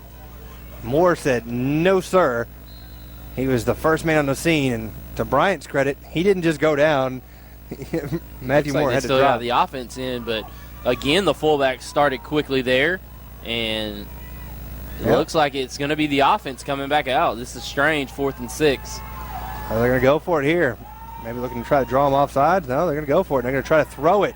Bryant's going to throw here on the wheel route, and it's complete to Andrew Presswood. Presswood is pushed out of bounds at the 36-yard line. Harrison Bryant is doing it all. And I told you Westfield's going to have to be ready for the trick play, and that's exactly what they did right there. They pulled that out. They know that for 4 quarters they cannot match up man for man with Westfield. But if they can get enough trick plays in and get close enough, keep it close into the 4th quarter, that's when they can try to steal the victory. So a 32-yard pickup on 4th down and 6. Now Evans. Going to be a quarterback sneak right up the gut, driving, pushing, all the way down to the Westfield 31. He's going to pick up 6.5 yards on 1st down. Makes it a 2nd down and 4. With just over 2.5 minutes left, John Milledge still has a timeout. Westfield has burned all 3 of theirs. So it's been 2 big plays for John Milledge. The touchdown pass from Evans to Lavender, and then a little trick play there from Harrison Bryant to Andrew Presswood on 4th down and 6. Evans faking the handoff, looking to pass. The lefty's going to throw, and it's going to be caught. Oh, wow. What a catch by number 32, Dawson Huff. Josh Jenkins was all over that one, but it was just over Josh's hands. Josh, not with the tallest of guys, went up, tried to make the play, but Huff just came down with it, and looks like he's got enough for a 1st down on a 4.5-yard gain. It's a 1st and 10 for John Milledge, as the clock will start here and get it moving as we're under 2 minutes. Trojan fans excited over there on the far side with the movement of their football team here. Evans, pistol formation, going to give it off. Nothing doing. Westfield there. Matthew Moore yet again on the tackle in the backfield. A little slow getting up, kind of limping around on the left leg, shoulder too. I don't know what's going on, but he is definitely a leader in the clubhouse right now for a Custom Homes by Jeff defensive player of the game. Yeah, he's been outstanding, whether it be knock the ball down, tackle Brian in the backfield. I mean, you name it. Here comes the play again. This time, jumbo set to the left. Bryant trying to get to the left side, and guess who again? Matthew Moore. This has been the best game we've seen Matthew Moore play, and the poor guy is just exhausted. Yeah, he's all over the place. Every time they run Bryant, he's in there to make the play. And the clock continues to wind. John Milledge has a timeout as we're under a minute here. It's 3rd down and 8. They're trying to, they got it in their back pocket, but they are not hurrying. Trevor Evans went all the way to the sideline to get the play and jogs back in for the normal huddle. Under 40 seconds now. 3rd and 8. 4 wide receivers. Bryant is here to the left side with Reagan Waller on him. They might double him with John Bard. No, they're going to let him go out. Swing pass, Lavender, far side. Lavender trying to cut to the outside, and he'll be brought down short of the first, and a late flag flies in. Got to be holding or a late block, because I don't know. They might have called face mask. That's tough. There is a flag down as a player is slow to get up for John Milledge. That looks to be Lavender. Where they spotted at the 19? Yes. At the 19-yard line. 22.9 seconds to go. Head referee trying to figure out the call here. It's going to be against Westfield. And he's not making the call, but I guess it was a face mask. Yep, face mask. Must have been the 5-yard variety. It was, so it'll move it down to the 14-yard line. Clock will start under 20. They got to call a timeout. And they will call a timeout. So with 14.1 seconds, Coach Wall over there talking to the far side line judge. I think he was telling him I told you before, once the penalty's called, I want a timeout coming out of the penalty. And now they can't stop the clock. Oh, no, they can't stop the clock now. They only have one timeout. It's they gone. just burned their last one, so they can't run the football here. Right. You've got to throw it. And they're at the 14-yard line with 14.1. And if it's quick, you could get 3 plays. But it's got to be on the sideline, too. Well, I was thinking everything to the end zone, but. Yeah, that's true. Yeah. Yeah, you might get 3. Obviously, if I'm the coach, I'm saying, number 95, corner of the end zone. I mean, the same thing you do with Giles Amos. Tim, what are you thinking here with this situation? Yeah, guys, that's exactly what I'm thinking. Getting the ball into the hands of the big guy. Try to get it up over the top. I'm with Brett. I think you got maybe 2, maybe 3 passes if you can get it hiked and get it out there quick. So we'll see what they do here. They got Bryant spread out to the right side. And they got 3 wide receivers here to the near side. So you got your speedsters and your playmakers on the left, but you got Bryant, the big man, on the right. And they're going to come with a blitz. They're going to try to go to the back corner of the end zone. They're going to go up, and it is caught. Was he in bounds? No, out of bounds. Wow, he made the catch. I don't think he held on to it, to be honest with you, because I think he got his feet down from what it looked like from here. So I don't think he. But he did that. Okay, he did to signal that he was out. Well, so I mean, very fortunate for Westfield because it looked like he had his foot in. But that play only burned. But then again, I'm 200 yards away from the play, so yeah, it's not exactly like I can see as well as that official that's 5 feet from it. That play only burned about 5.5 seconds. There's 8.8. So I'm saying even if you do that again, you still got around 2-3 seconds left. And now they're going to jam him at the line, try to throw off the balance here, go to the corner again. And I'll tell you what, that is just indefensible. What a touchdown catch by Harrison Bryant with 3.7 seconds to go before halftime. Yeah, there's nothing you can do there. That's great coverage. You're just out height, really. I mean, there's nothing you can do if you're Reagan Waller. He's there to make the play. Yep. Just got the ball caught right over top of him. I mean, Westfield's seen it done with Giles plenty of times, but Harrison Bryant goes up and makes a beautiful catch. The kick is up and just inside the right upright off the foot of Michael Martino. So John Milledge is going to have some momentum going into the half here. They score on a 14-yard touchdown pass to Harrison Bryant and bring the game to 21-14. So pretty good football game here from the Hornets' Nest, and I guess the matchup is living up to the billing, Brett. Yeah, I mean, a good job by John Milledge. They kind of had to pull out all the stops right there to keep themselves in the game and not give the ball back over to Westfield because Westfield has not been really stopped so far offensively. So they did a good job on 4th down inside their own territory, or coming up with a good trick play and keeping themselves on the field. Nothing else to burn the clock out, but they were able to go down and get a touchdown, and now it's a 7-point game, and they're going to get the football coming out of halftime as well. Yeah, so John Milledge going to have some big momentum going into halftime. There's moments away from the Perry Ford halftime show, so stay tuned to that. As on to kick it away, probably a squib kick, is Cole Wilson for the Grill Master Barbecue kickoff.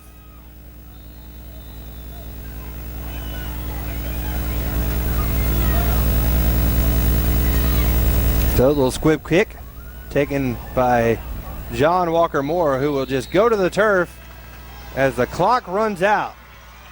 So we go to halftime. The Westfield Hornets leading 21-14.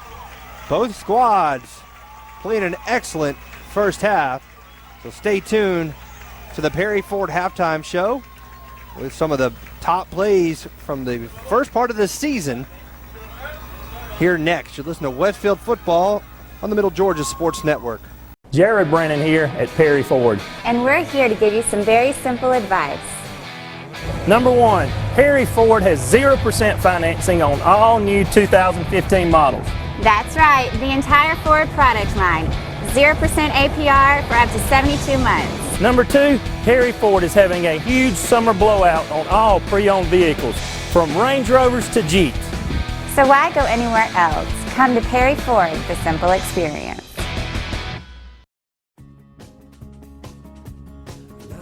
When you are lost in a new area, you stop and ask a local. Likewise, when you are searching for a one-of-a-kind employee to support your business, you ask a staffing local who knows the community. We're Spherion, a 65-year-old workforce leader with a distinct local focus. Michael and Kim Chalmers and their team know the Middle Georgia area better than anyone.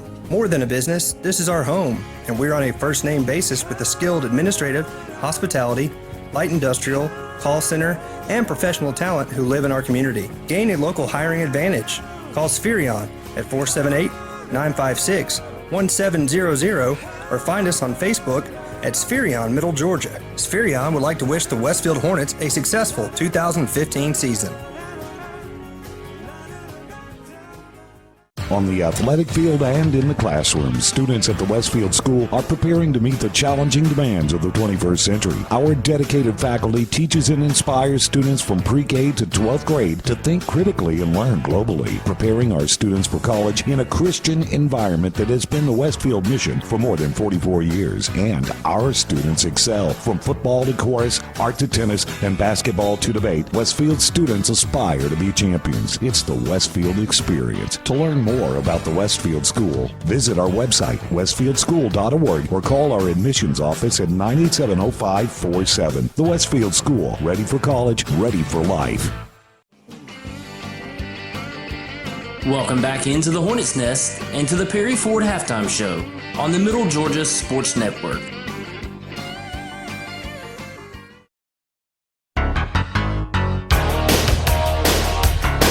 Moving along. So 3rd down and 10 is the call. They got Giles in the backfield now, kind of H-back position. Serving as a blocker. Ryan keeps it himself, pulls it out of the belly, then he cuts back inside. Good move. Got a first down and more. Down inside the 30, down inside the 20, down inside the 10, 5, touchdown, Ryan Fitzpatrick. 54 yards on the touchdown run from Ryan Fitzpatrick, and that's another Spherion touchdown. Go to pick up the first down and anything probably within 2 yards. I would think Coach Jones would go for it if they're able to pick up 5 here. Looking to pass, going to go with the fade route to the big man in the corner of the end zone. Giles goes up, makes a catch. Touchdown, Hornets. Just can't defend that. He's just too big. Another Spherion touchdown for the Westfield Hornets. And I'm telling you guys, college coaches, pay attention to number 12. The kid's a gamer. He can catch, he can run, and he just went up and brought that one in for a Spherion touchdown, and the Hornets have tied it right back at 27 apiece with the extra point pending.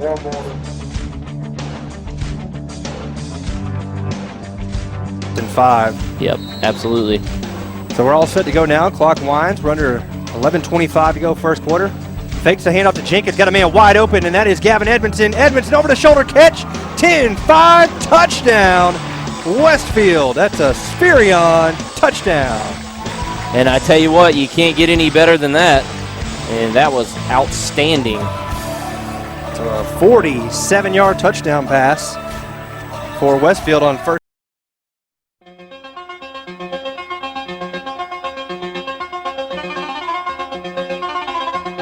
Clock is now down to 2 minutes, 15 seconds on 3rd down and 6. And I'll tell you, right there, it's possible that could have picked up more yardage on the pitch play, but it's also possible that could be on the turf. Touchdown. Yeah, so you just take the smart, easy play. You got the lead. You have the clock in your favor. So it's 3rd down and 6 with 1:50. They put Waller in motion. They pitch it to him near side. You got blockers out in front. Waller cuts back inside the 10. It's a first down. Wow, what a play.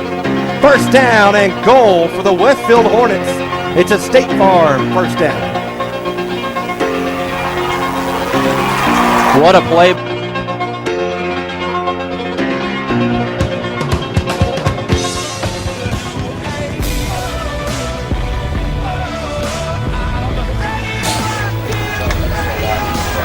So first down and 10 now as Ryan looks over to Coach Jones. He's wanting to drain every little bit of that clock he can.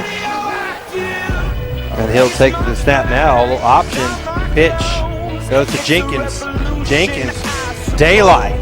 Jenkins, 15, 10, 5, driving and he is in for the touchdown. It's like Bullock just stood there and watched him that time. That was an odd. Now there are flags everywhere. What is going on? Not sure what happened there.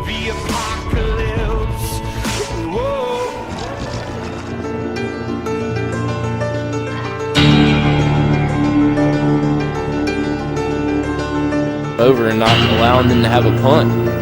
So first down and 10 for the Hornets. They put Austin Burnett in motion to the far side. Fake the handoff. He's going to look to go deep to Giles. He's got him open. Giles, what a pass. And a Spherion touchdown to Giles Amos from Ryan Fitzpatrick. And I'll tell you what. Play of the game right there. Oh, man, you cannot throw a better pass than Ryan Fitzpatrick just threw. I mean, right over top of the safety, in front of the corner, and right on to number 12.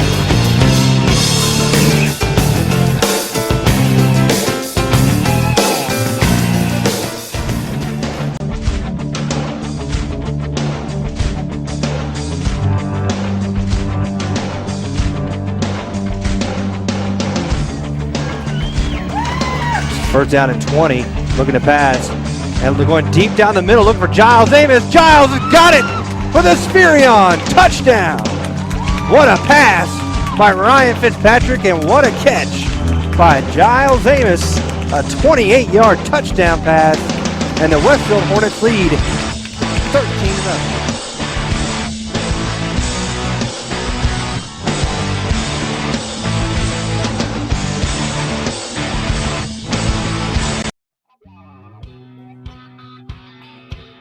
Well, the news is out. Brandon Outfitters has taken Central Georgia by storm as one of the Mid-State's premier outfitters. Located just off I-75 in Perry, Georgia, Brandon has all of the latest gear for any hunting season or just for a nice night out on the town. They still have all of your favorite brands such as Southern Tide, Mountain Khakis, Southern Marsh, Patagonia, Costa, Orvis, and as always, a huge selection of firearms. Brandon also now features new brands such as Sims, Ray-Ban, Kavu, Chaco, Yeti, and much more. Come check them out at 106 Fairview Drive in Perry. They're sure to make your visit one to remember. Hey man, your new car is sweet. Helps me get the ladies. I've got a date with Cindy tonight. My sister, man? You better have some insurance. The best, Kevin Berry State Farm, and he offers the lowest rates around. Protect your investments with Kevin Berry State Farm Insurance. Whether it's homeowners, car, or life insurance you need, Kevin Berry State Farm has you covered with the lowest monthly payments. It can cost you everything not having insurance. So call Kevin Berry State Farm Insurance at 333-3377. That's 333-3377. Have you been injured and are in need of legal representation? If so, call Trey Moody. Trey is a graduate of the University of Texas and Mercer Law School and has been practicing in the Middle Georgia area for over 22 years. Trey has tried over 70 cases to jury verdict and has recovered over $5 million for his clients. Trey has established himself as one of Georgia's most prolific personal injury trial attorneys. He is also a certified and registered mediator with the State of Georgia Office of Dispute Resolution. So if you want a respected attorney who can actually try your case if needed, call Trey Moody at 478-988-3114 for a free consultation or visit his office today at 921 Carroll Street in downtown Perry. Welcome back to the Perry Ford Halftime Show on the Middle Georgia Sports Network.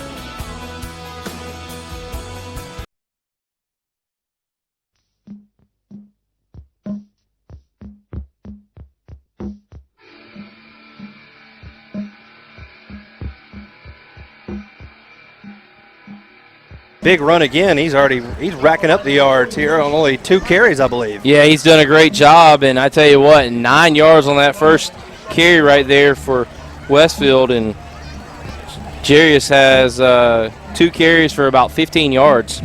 Not too shabby for Jarius Hart. So total Westfield has 10 rushing attempts for 59 yards and 1 touchdown. That's our COM South stat update. And looking to pass here on the play action. He's looking deep down the middle. He's got a man wide open, not a soul around him. And it's a touchdown. Reagan Waller. A Spherion touchdown of 34 yards on the pass connection between Fitzpatrick and Reagan Waller. And the Westfield Hornets lead 13-0 with 10:29 to go here in the 7:13 to go in the first quarter. So here come the Hornets, trailing for the first time this season. Obviously, we're only in the second game of the year, so that's to be expected. Tell you what, man, Valwood's got some good size. Look at number 62 down there, 52, excuse me, Ernest Carter. That is a big man there at nose tackle. So Fitzpatrick puts Jarius Hart in motion. He rides the fake, keeps it himself. Big hole for Ryan. Ryan coming here near side. He's across the 50. He's got a blocker out in front. Here comes the speed. He's at the 25, 20, 15, 10, 5. Is he in? Is he in? Oh, man. At the half-yard line, Ryan Fitzpatrick. Wow. And Joseph Cotton will kick it away, and there's a false start, but they don't even throw the flag. They allow him here. That's kind of funny. Tanner Johnston was guilty as could be. He even put his hands on his hips, and here comes the punt. Line drive kick, pretty good one. Giles catches on the run. He's here near side, across the 40, 45. Good pickup on the block, and then he bowls over the defender. Wow. Great block here on the peel back by Zach Johnson, and then Giles just lowers his shoulder and takes down Joseph Cotton, and then just steps out of bounds at the 40-yard. Not looking good so far here for the Hornets. Home team struggling on offense, not finding answers on defense. And it's already 7-0 with 3:18 to go here in the first quarter. So Ryan will go back under center now. Just a quick handoff to Jenkins. Jenkins, big hole! There goes Josh Jenkins! It's a foot race. 30, 20, 15, 10, 5. Touchdown! Josh Jenkins. A Spherion touchdown of 72 yards. And just like that, punch, counterpunch, Westfield on the board with a Spherion touchdown. Sideline report brought to you by Mike's Golf Carts. And Westfield leads here 21-6 with 3:16 to go in the third quarter. Almost set for the Grillmaster Barbecue kickoff. Be the first time we get to see Mr. Marsh kick it since the opening kickoff. Reagan Waller, Austin Burnett back deep to receive. Might be a little trickeration here. He's lining up for a short kick, but you never know. Here comes Mr. Marsh. And it is a little angled kick. And it will be taken in a big return. Here goes Austin Burnett. Austin tripped the man up. And Austin Burnett with the kickoff return touchdown. Are they saying he stepped out? Or that's a touchdown. A Spherion touchdown for the Westfield Hornets at the Westminster 48-yard line with 8:41 to go in the first half. And I tell you what, 3 turnovers? At least. I know Zach Johnson's had 2 recoveries, or an interception and a recovery. So is Blake Holcomb. Handoff goes to Jenkins. Jenkins telling his blockers, get out of my way. Steps over another one. My goodness. And there he goes to the corner. 15, 10, 5. Touchdown, Hornets. Josh Jenkins was touched more by his own players on that play than the defenders, as he just knocked down about 3 or 4 of his own blockers as he raced. And just a nice way to start the game, honestly. Good field position on the kickoff, and then a nice play coming out here on the misdirection play to Reagan Waller here to the near side, picking up 6. They put Austin Burnett in motion. The handoff goes to Jenkins. Jenkins makes the first man miss, still driving his legs, backing up now. He's going to have enough for the first down as he falls out across the 41. The ball's on the turf. No, he came out of the pile somehow. And there goes Josh, far sideline. Josh Jenkins tries to cut back. He slips inside the 5. What happened there?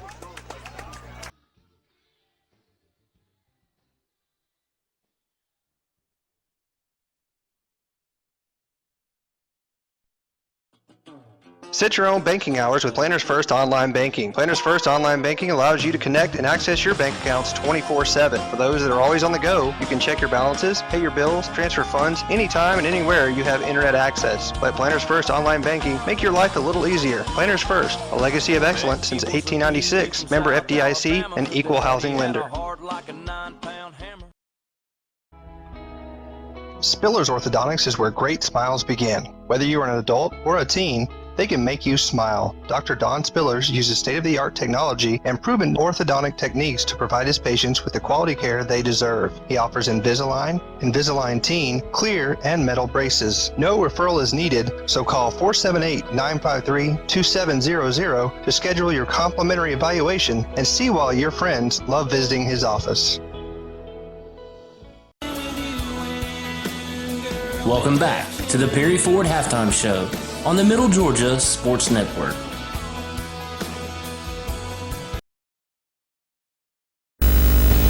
Welcome back to the Perry Ford Halftime Show. We're here at the half. Westfield leads 21-14 over the John Milledge Academy Trojans. And Brett, a highly competitive first half between the two teams here from Region 4. And really, story of the night has been Harrison Bryant for John Milledge Academy, as he's been a one-man wrecking crew on offense. Yeah, no doubt about that. I mean, he's been pretty much John Milledge's answer to anything that Westfield has done, and Westfield has been very dominant up front on defense. But Harrison Bryant has done a good job, especially from that wildcat position on offense, of kind of neutralizing that great performance by Westfield's defensive line. And right now, Westfield's on top 21-7, but if not for Harrison Bryant, would probably be up maybe 3 or 4 scores at this point. But right now, John Milledge doing everything they can to keep it close, and they have done a good job coming up, drawing up a game plan that keeps their Trojans in the game. And that's what they're looking to do. Get it into the fourth quarter, allow the defending region champs to get a little tight maybe around the collar, and see if we can't steal one here out of the Hornets' nest. And right now it's 21-14, and John Milledge comes out and gets the ball. But we'll go ahead and take a quick look at the CompSouth stat update. John Milledge has a total of 191 yards on 32 plays. They have rushed the ball here tonight 18 times for 76 yards, and they are rushing the ball 4.2 yards per carry. Throwing here tonight, or passing, 8 of 14, and that's a mixture of Barnes and the quarterback there for John Milledge. 8 of 14 for 115 yards, 2 touchdowns, 14.4 yards per pass. And they're kind of dominating things on the time of possession, around 15 minutes of time of possessions. They have 10 total first downs, 3 rushing, 6 passing, 1 penalty. And they are 4-8 on third down, and the big key for them, 3 of 3 on fourth down. So that's been huge for them. Westfield, conversely, 228 total yards on only 21 plays from scrimmage, 10.9 yards per play. They have passed the ball 2 of 4 for 82 yards and 41 yards per pass. 1 touchdown on the night, and that was the big pass to Giles Amos down here in the right corner of the end zone. They have rushed the ball 17 times for 146 yards, 8.6 yards per rush. And, again, they are doing an excellent job here with limited time of possession, only just around 9 minutes, and only 21 plays to John Milledge's 32. So that gives you an idea. Really, John Milledge kind of trying to play a little bit of keep away from the Hornets.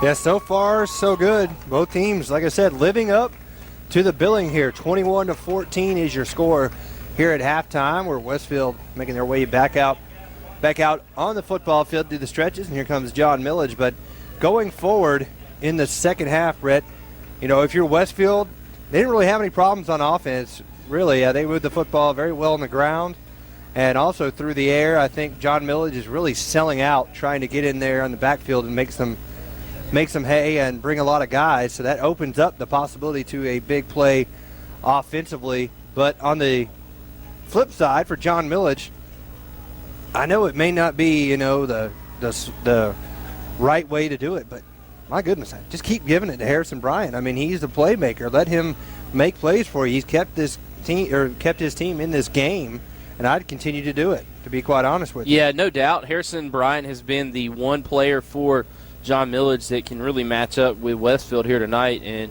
you might see some moving around of personnel on defense for Westfield. I wouldn't be surprised if maybe either you get some shading, or even, especially down in the red zone, you might get some straight-up one-on-ones for Harrison Bryant with Giles Amos, just because of the height advantage he has on some of the shorter cornerbacks. But right now I think Westfield just needs to come out. They play great defense up front as far as John Milledge trying to run the football, and they've been pretty good, let's be honest, in the pass game. It's just been a couple of of either trick plays or plays to the big guy, and where they've been in position to make plays. It's just one guy going up and getting over another, and what can you say about that? That's just one of those things.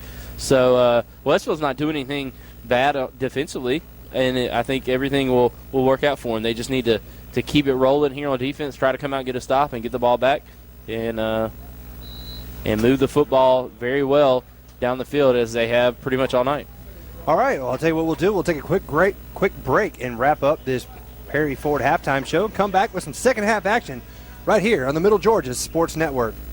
Jared Brennan here at Perry Ford. And we're here to give you some very simple advice. Number one, Perry Ford has 0% financing on all new 2015 models. That's right, the entire Ford product line. 0% APR for up to 72 months. Number two, Perry Ford is having a huge summer blowout on all pre-owned vehicles, from Range Rovers to Jeeps. So why go anywhere else? Come to Perry Ford, the simple experience. Welcome back into the Hornets' Nest to the Football Friday Night Game of the Week on the Middle Georgia Sports Network. Welcome back here to the Perry Ford halftime show. We're almost set to start the third quarter as the Westfield Hornets lead here 21-14 at halftime, and the John Milledge Trojans will be getting the football here to start the second half, so they will take the momentum they gained going into halftime, Brett, and look to move forward in this second half and try to build off that in a strong play of Harrison Bryant.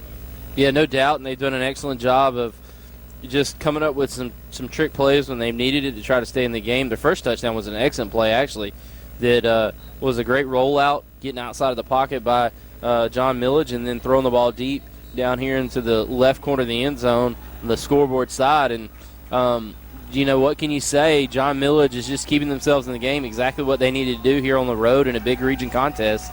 And Westfield has played good as well. It's just a good old-fashioned football game. That's all I can come up with. See what they do here going into the second half as the two teams look ready.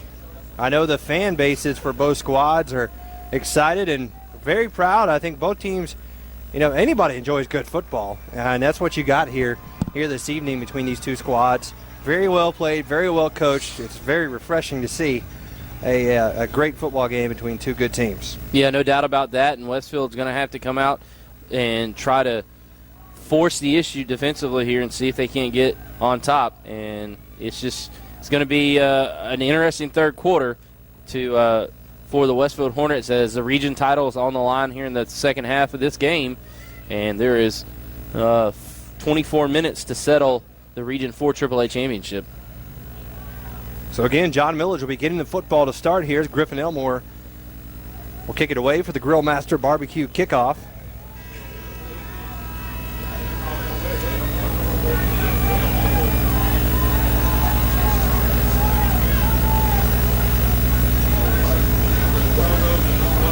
So back deep receiver, Jalen Seeley, and number 23, Cam O'Neal. So Lavender looked a little shaken up there going into halftime. Noah Lavender, who caught the first touchdown. Hopefully he's okay. But here comes the Grill Master Barbecue kickoff. Griffin Elmore ready to go.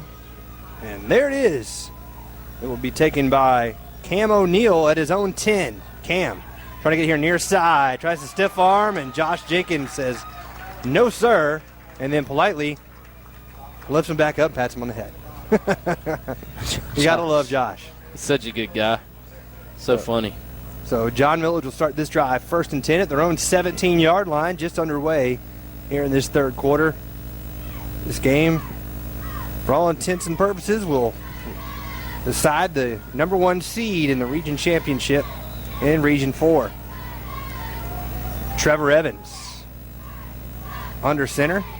Give it off to O'Neal. O'Neal tries the middle of the line, but no way with John Walker Moore right there.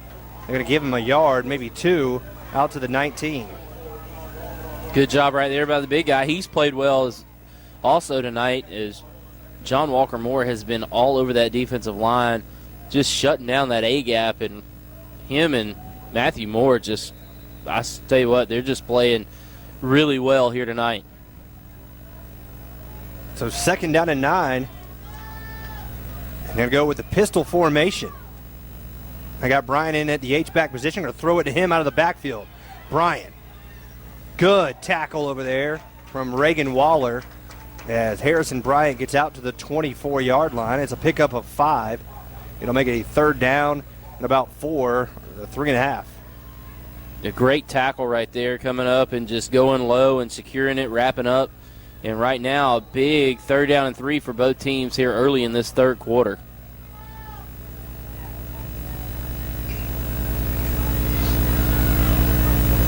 So it's 3rd down and 3.5. And here they come again with Bryant.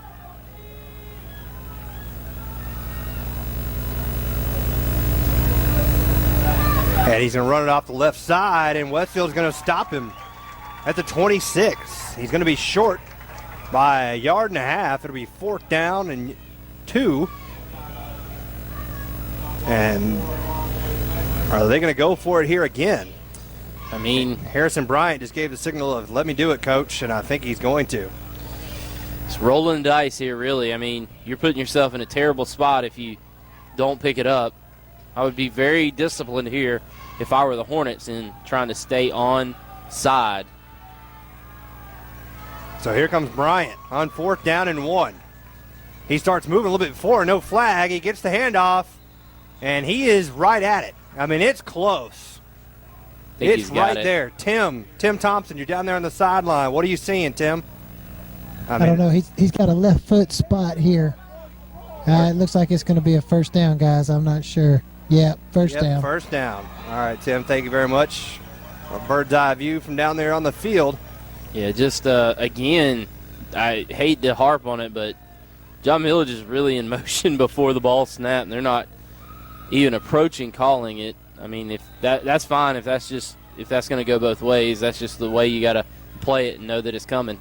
Now the handoff goes to O'Neal. Nothing doing. John Walker Moore there along with Gavin Edmondson. No gain on the play. And just running on the interior is difficult here tonight for the Trojans. The only thing that has worked is Harrison Bryant. So Houston County goes in the half after a missed field goal by Jones County up 10-7. So there is exactly what you thought you'd get, a defensive struggle from both of those teams. What do we know about football?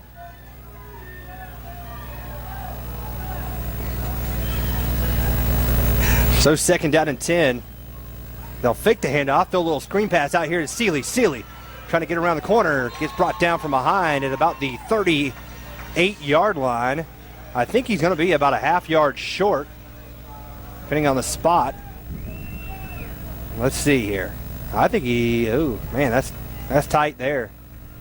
I think he's half a yard short on that one. That's one of those that drives defensive coaches nuts because that looks like a run play. Right. And I'm not sure if that was behind the line of scrimmage or not, but if it's past the line of scrimmage and those were a defensive player, or offensive lineman downfield, that's one that drives coaches nuts. Nick Saban, I mean, he loves that play. He's a big fan of it. Yeah, no, that's what Auburn does, right? Yeah. I mean, all that is, Ole Miss does it too. All that is just an extension. It's almost like a sweep. I mean, you kind of run out there with them, and it's a forward pitch. But the thing about that play though is there are certain keys that linebackers and defensive backs are reading when it comes to if an offensive lineman's releasing downfield, he's run blocking.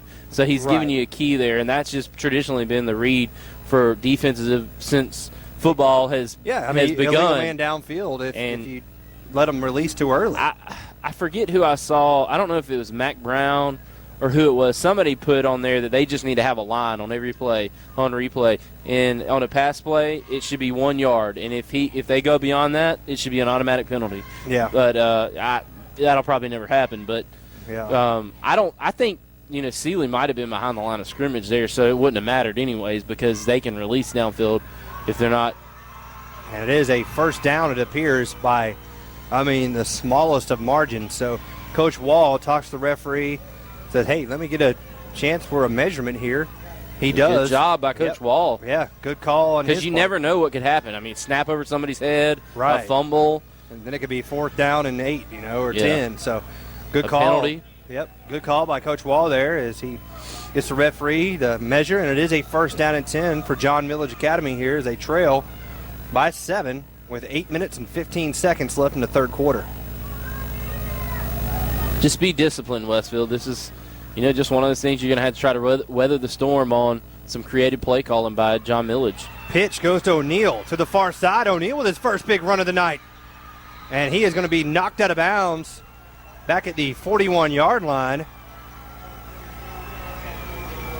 20-yard run by Cam O'Neal down to the Westfield 41-yard line, and that's the first time we've seen him get out around the corner.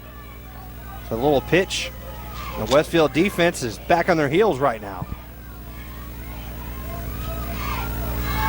The Trojans looking like a force to be reckoned with here in this one tonight, Brett. Well, they're doing a good job in picking their spots to go for it on fourth down, and, it is what it is. You got to try to fight through it. Pass tipped and picked off by Gavin Edmondson. What a great job by Westfield getting the hands up yet again. And Coach Craig almost breaks himself. Oh, I hope that is on video. He's laughing to himself now. He about tripped up. I think that was Aiden Murphy who might have tipped it there for the Westfield Hornets. And that's what I was talking about. John Bard, excuse me. Just got to stay patient. And you're playing good defense. It's just going to be one of those things. It's going to be tough to try to get John Milledge off the field with some of these plays that they're coming out with. And you just got to remain patient, see if you can't force a turnover, and they did. Jenkins, handoff left side. Josh trying to get to the corner. And he'll be cut down at the 50-yard line. That's a gain of 7 on first down for the Westfield Hornets. But the first turnover of the night by either team.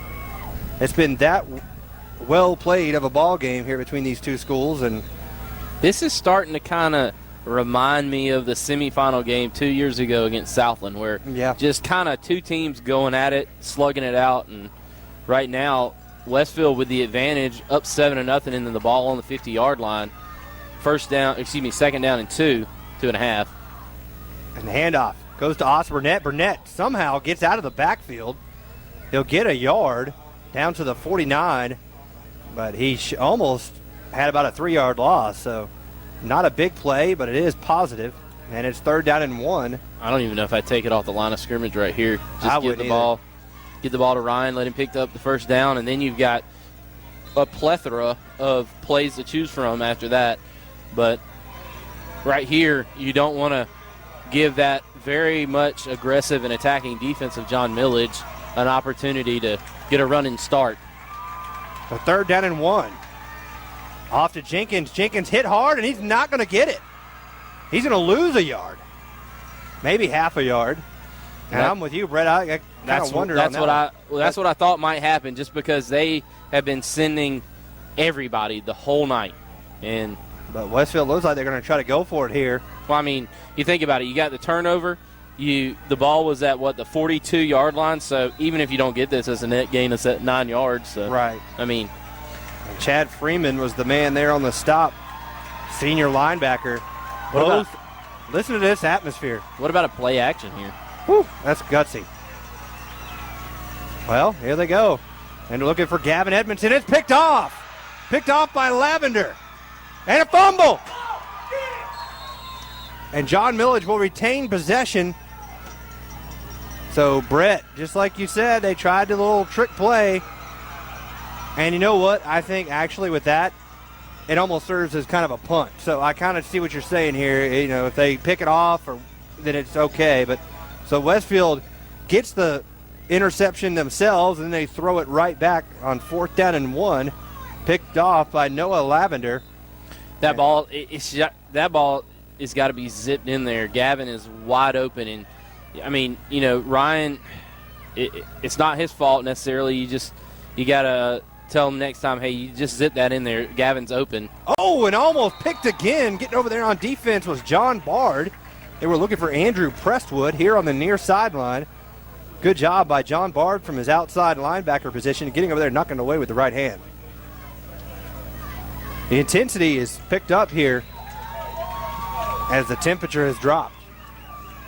Westfield's done a good job in spots on defense here tonight. in the pass game. It's just been the big play that's kind of hurt them. On the defensive line, they've been outstanding. So 2nd down and 10. Evans looking to pass. Going out far side. It is complete to Bryant. Bryant still on his feet.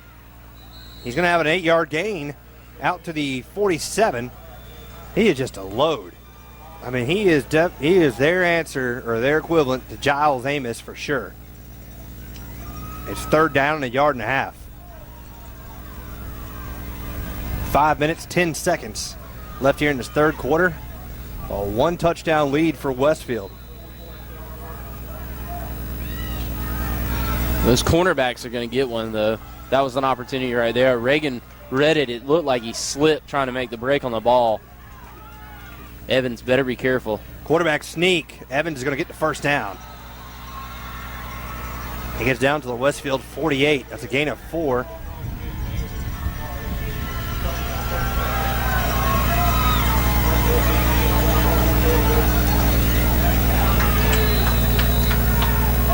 Trevor Evans has not run the football much, but when he has, it's been effective. He's picked up the short yardage. Very much so. The offensive line had some good push there. And now look for Bryant. He's spread out here to the near side. He's flipped sides. They're going to shade Giles that way.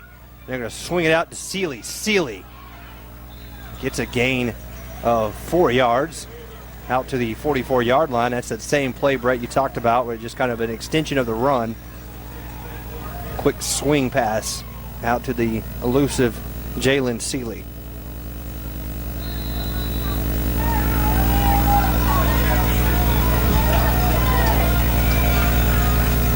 Presswood comes out here near side along with a hobbled Noah Lavender. So he's not 100%. You can tell he's favoring, looks like his right leg. Handoff. Cam O'Neal tries the middle of the field. He's not a whole lot there. Maybe gets 2 yards. John Walker Moore gets him low, and Aiden Murphy up top. So it's going to bring up a big 3rd down and 4.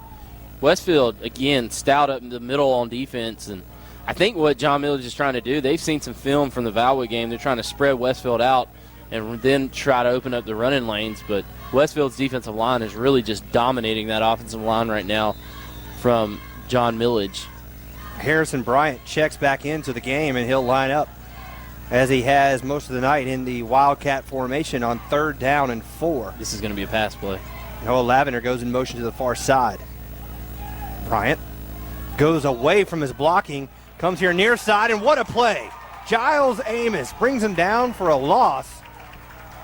Back to the 43-yard line. That's a loss of 1. It'll make it 4th down and 4. Giles was not fooled by that. They went jumbo on the right side and ran away from the blocking on the left and kind of put a man-to-man situation out there on the island. I'm not sure what they're doing here, but looks like they're going to punt it. That's really odd. Maybe if they get closer to like 2-3 yards, they go for it, but. Well, you got Bryant in at the kind of H-back, up-back guy, so they could snap it to him. Westfield is kind of playing punt safe here. Josh almost jumped. A punt, little pooch punt. Real short, though. Cole Wilson. And it takes a Westfield bounce, and it will be touched at about the 26. Yeah, there he goes. And he walked in. There we go. So not a very good punt there. 17 yards. A little too much pooch in that punt. Yeah, I think it just came off the side of his foot. Right there, you're probably needing to do a rugby-style end over end and let it hit it about the 16 and roll inside. But nonetheless, Westfield dodges a bullet there, gets the football back. Good defense by the Hornets. The big play there on that drive was a huge stuff by Giles Amos here on the near side, denying Harrison Bryant. They hand it off. Burnett trying to get around the corner to the far side. Burnett slips and falls back at the 19. He's going to lose 7. Sometimes on that play, you got to take your medicine and just follow the blocking scheme and just take the 2-yard loss. Exactly. I mean, it's unfortunate, but when you reverse field and the containment has stayed at home, there's nothing you can do. Nowhere to go. So 7-yard loss. Yeah, Westfield backed up here, 2nd down and 17.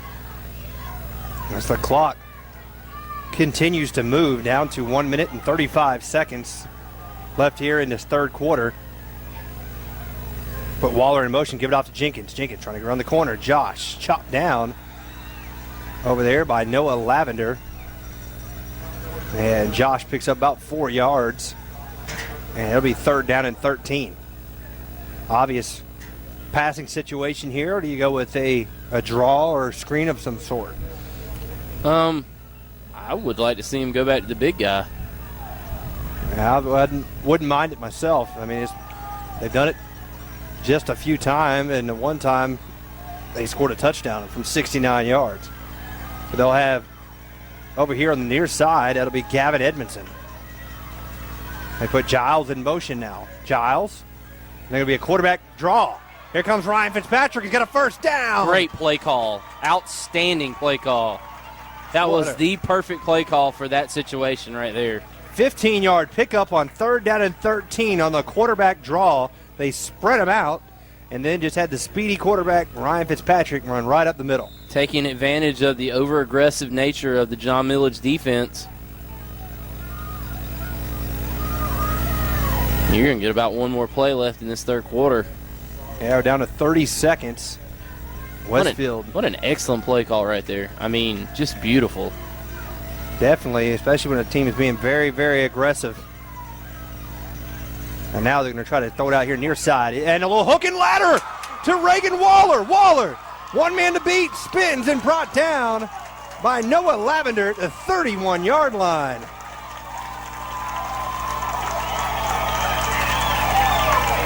$30-yard gain on the pass reception. I'm not even going to put the hook and ladder in there. I don't think this stat program can handle that. Mind blown. And that is going to do it on the 3rd quarter. No scoring in the 3rd quarter, but it was very entertaining. And the Westfield Hornets will go to the 4th, leading 21-14 over John Milledge. We'll take a quick break. You listen to Westfield football here at the Middle Georgia Sports Network.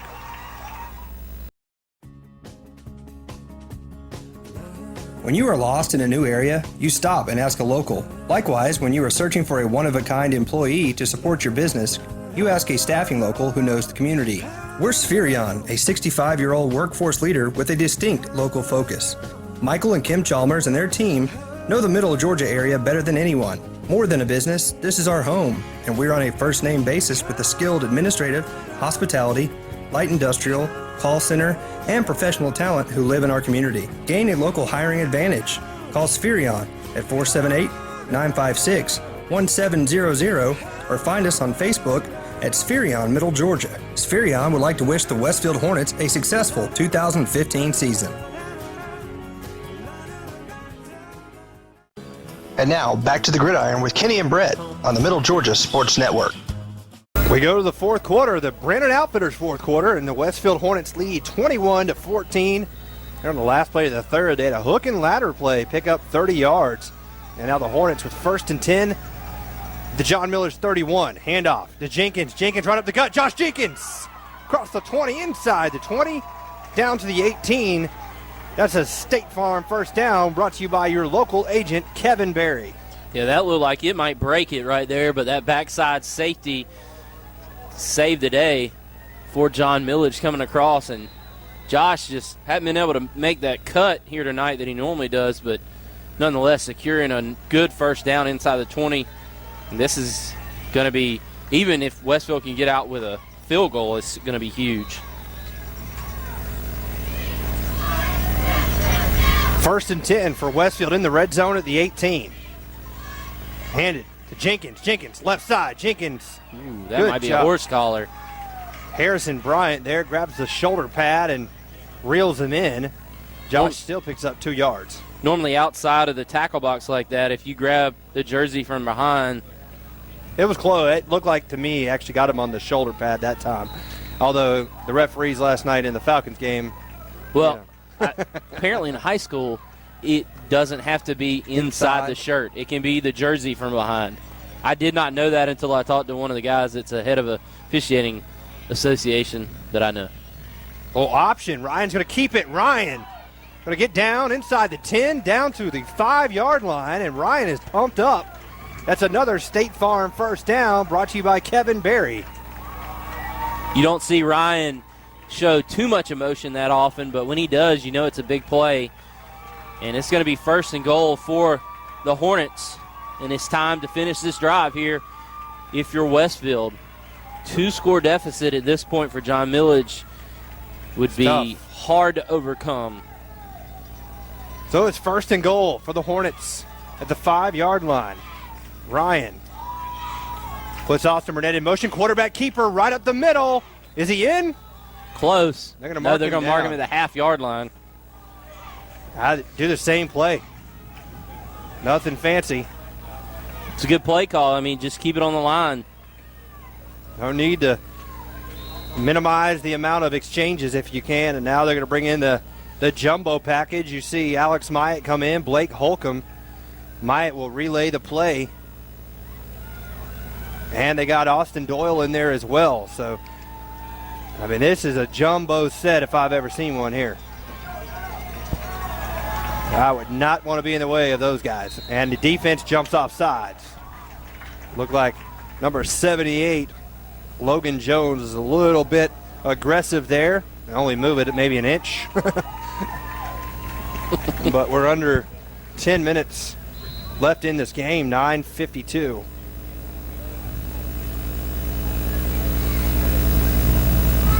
I don't think the play call is going to change, but Ryan came back over. One key thing that will do is that we'll run another 20-something seconds off. So Jenkins is the deep back. Doyle and Moore in at fullback. They'll give it off to Jenkins. Jenkins, did he get in? No, they're going to mark him right at the half-yard line. Yeah, he got chopped down. That was a good play right there by John Milledge. I'm telling you, I would not take this ball off the line of scrimmage. Yeah, John Milledge, excellent job. I mean, hats off to these guys. I mean, you're getting blocked up front by some large young men, and you're still able to knife in there and take one of the strongest pound-for-pound running backs down to the ground. So here they go again with the jumbo set. They're going to try it off to the right side this time. Follow in behind Blake Holcomb. And the quarterback keeper, Ryan. Is he in? He is. It's a touchdown for the Westfield Hornets. A Spherion touchdown with 8:50 left in this fourth quarter. The Hornets now lead 27-14 with the extra point coming. This is a big extra point. I mean, Griffin has been pretty stellar here tonight in the last few games, but it's very important points for Westfield. So the extra point, snap, kick, up, and good.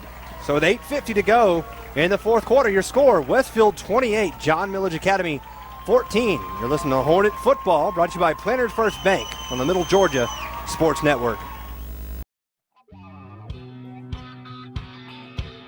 Well, the news is out. Brandon Outfitters has taken Central Georgia by storm as one of the Mid-State's premier outfitters. Located just off I-75 in Perry, Georgia, Brandon has all of the latest gear for any hunting season or just for a nice night out on the town. They still have all of your favorite brands such as Southern Tide, Mountain Khakis, Southern Marsh, Patagonia, Costa, Orvis, and as always, a huge selection of firearms. Brandon also now features new brands such as Sims, Ray-Ban, Kavu, Chaco, Yeti, and much more. Come check them out at 106 Fairview Drive in Perry. They're sure to make your visit one to remember. And now, back to the gridiron with Kenny and Brett on the Middle Georgia Sports Network. Welcome back to Marvin Arrington Stadium. For the fans here and all you watching, been treated to a great football game. Westfield leading 28-14 over the John Milledge Academy Trojans. Ryan Fitzpatrick just scored from 1 yard out. I'd say the play of that drive was the hook and ladder. Absolutely. Hook and lateral, whatever you want to call it, right? But it worked. Hook and lateral. So here comes the Grill Master barbecue kickoff from Griffin Elmore.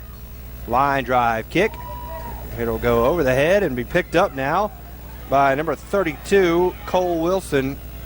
And he's driving his legs and be brought down finally at the 25. It was actually Dawson Huff.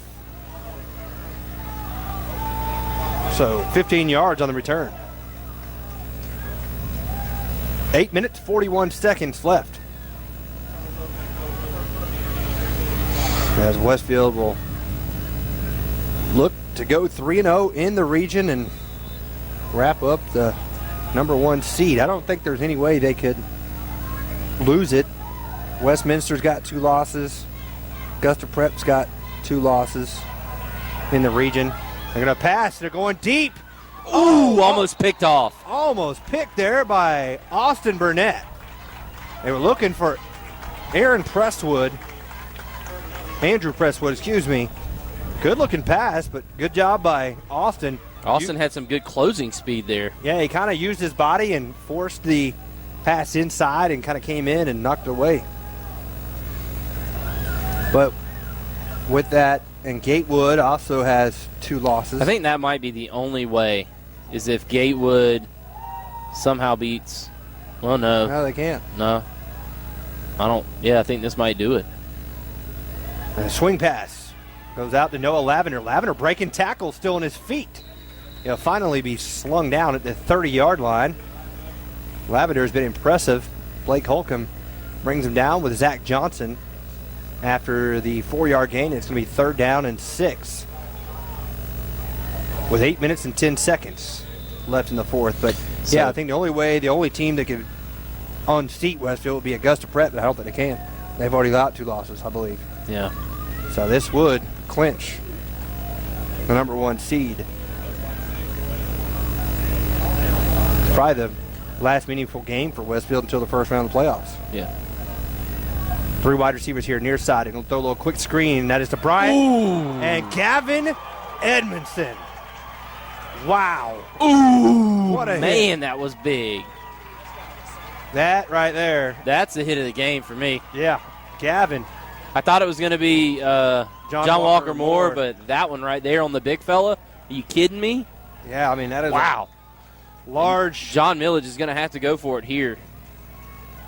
Yeah, Gavin Edmondson, congratulations on winning the Moody Law Firm, laying the law hit of the game right there. That was huge,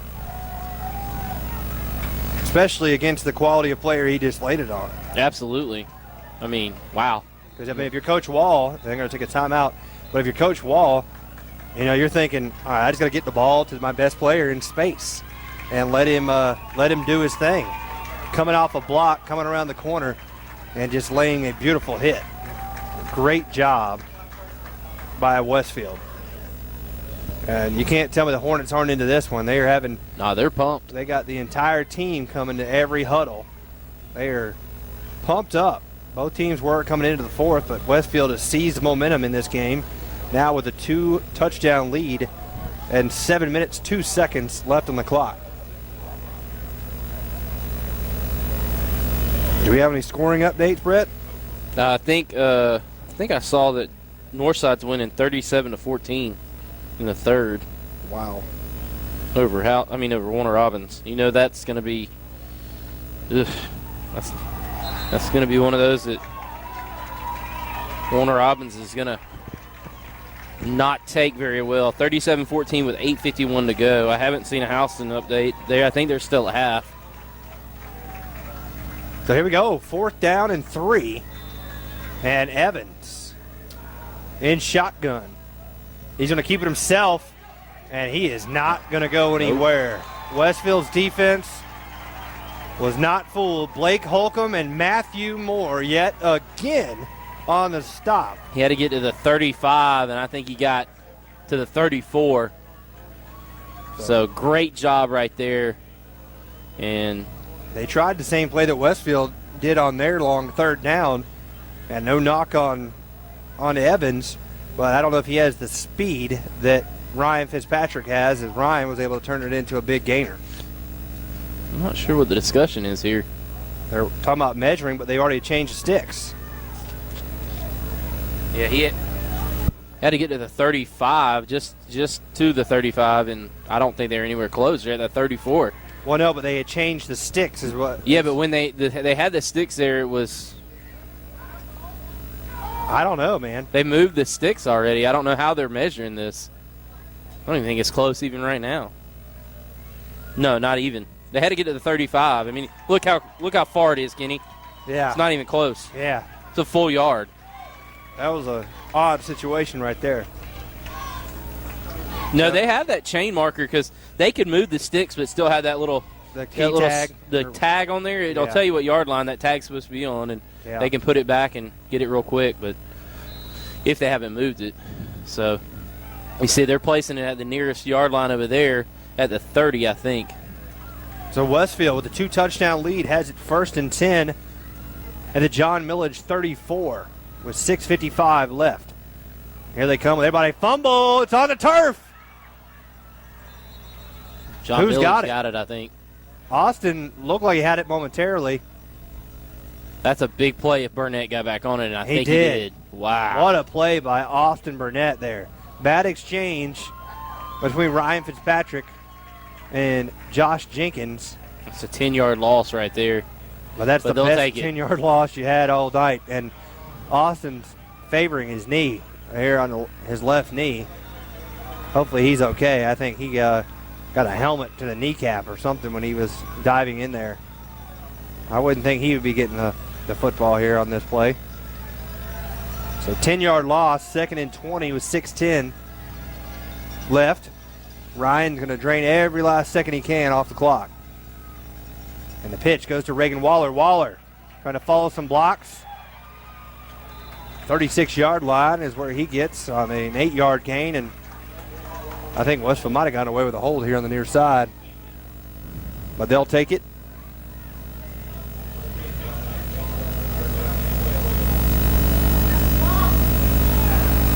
Well, we knew for Westfield this was going to be a difficult task, but they have really answered the bell with only a 7-point lead, coming up with a turnover, and then a huge 4th down stop, getting the football back for their offense. Time and again, they have really answered the call. So 3rd and 12.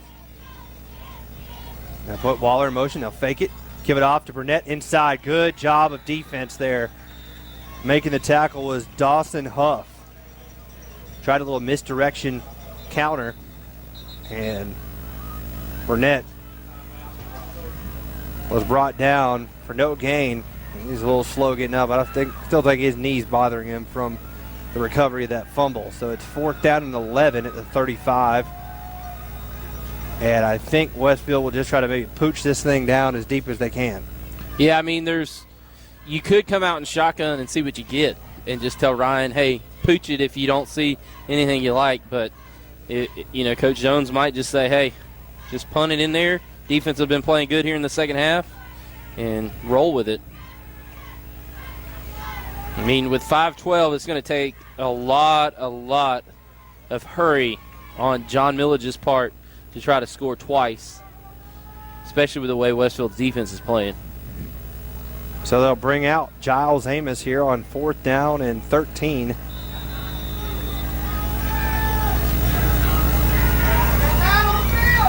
Westfield's only got 9 guys on the football field. They'll bring on 2 late. You had plenty of time. And they'll call a timeout.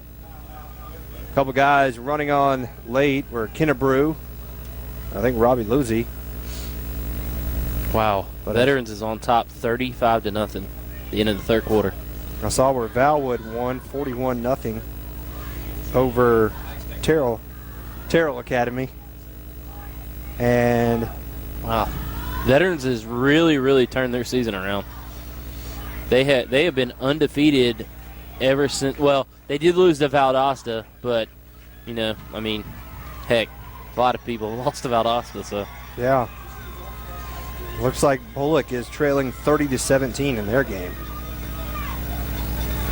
The Knights, whoever they are playing, I don't even know, to be honest with you. Frederica. There you go. And the Hoko Bears up 10-7. And they had to punt on their opening drive of the 3rd quarter. Snap. Little pooch punt, angled here near side. Wow, that's beautiful. What a punt. Wow. By Giles Amos. All the way down to the 2-yard line. I tell you what. Sick. That is a 36-yard punt from Giles.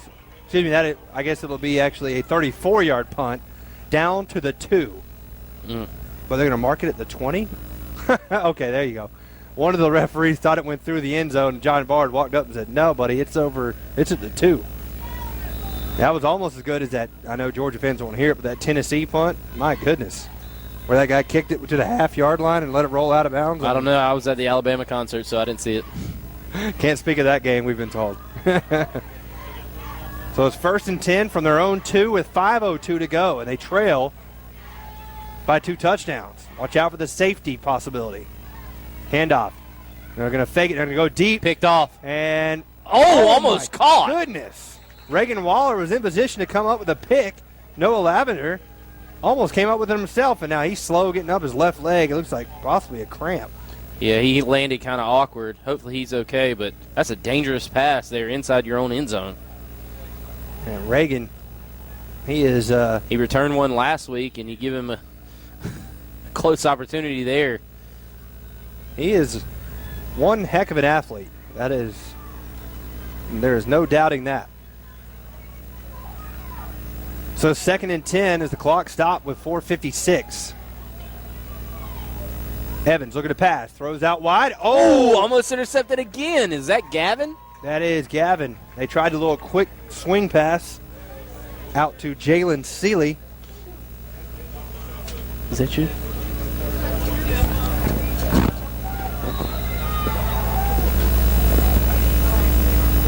I thought y'all wanted to cheer. I'm sorry. So 3rd down and 10 now from the 2-yard line. And Evans in shotgun. Looking to pass. He's going to throw. Good timing there on defense from Reagan Waller as they were looking for Harrison Bryant. He had the catch, but a good hit from behind by Reagan Waller. And that was bang, bang right there. He hit him right when the ball got there, so no pass interference. Good job of breaking on the football.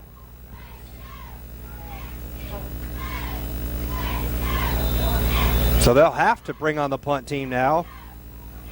And Cole Wilson, they have no choice on 4th and 10 from their own 2 with 4:49 left.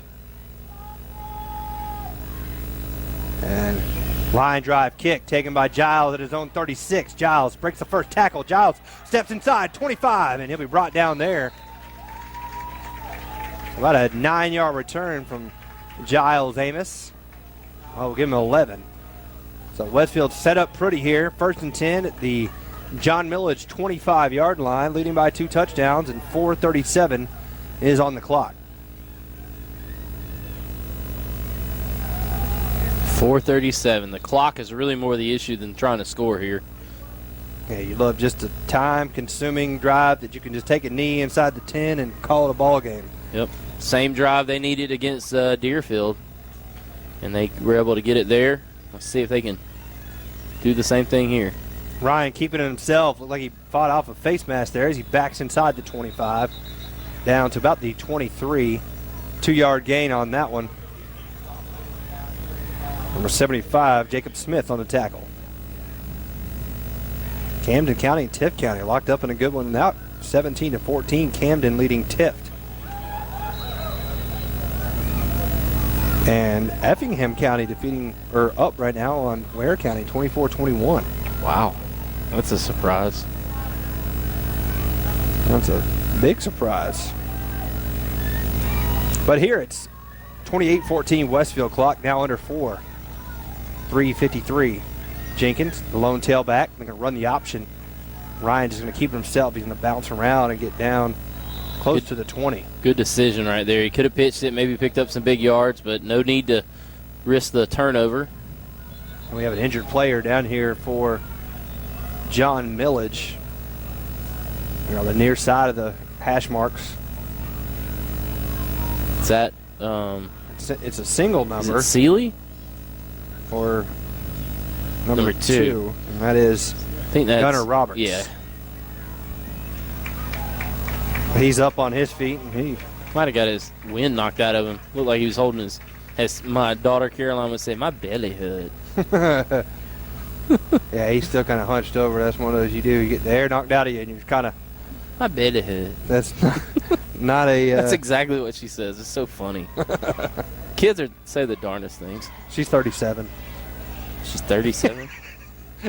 No, I'm just kidding. So she's She's 4 years older than I am. How's that possible? I'm just saying, that'd be funny if you'd be like, yeah, that's what my daughter says. She's 42. My belly hurt. Oh, man. Kenny. So 3rd down and 6. The clock starts back, and it is rolling. Ryan to the line with 12 seconds on the play clock. Puts Reagan Waller in motion. And a fumble. And John Milledge has got it. They just straight up came through on the blitz and leveled Ryan. Dawson Huff. And coming up with a fumble recovery is Chad Freeman. I mean, not the ideal situation, but in all honesty, not that big of a play. But it does give it back over to John Milledge. 1st and 10 with 3:17 left to go in the ball game. Jones County just scored to take a 14-10 lead over Houston. That's in the 3rd. I don't think Hoko's having a good night. Good night. The last gap here for Evans, looking to pass, gets out of the way of the sack. He's running to the far side of the field. He's going to keep it himself. He'll go out of bounds at the 32-yard line. The pickup of 5 yards brings up 2nd and 5. Clock stops at 3:08 left in the 4th quarter. And the problem is you only have 2 timeouts and you're down 2 scores with 3:08 to go in the game. We've seen some crazy things happen from the nest, though. So Trevor Evans in shotgun, looking to pass. He's going to go for his tight end. He's got it. Harrison Bryant out to the 46-yard line. 14-yard pickup on the pass play. Just a simple little inside skinny post. How about this? Jarius Hart just scored a touchdown for Perry. 35-7. So congratulations to Jarius. Clock runs. 3 minutes. Evans throwing, completing to Bryant again for another 1st down to the 43. And Bryant's getting winded. He's tired. But he is one heck of a football player. No doubt about that. Hands on hips, though. He is exhausted.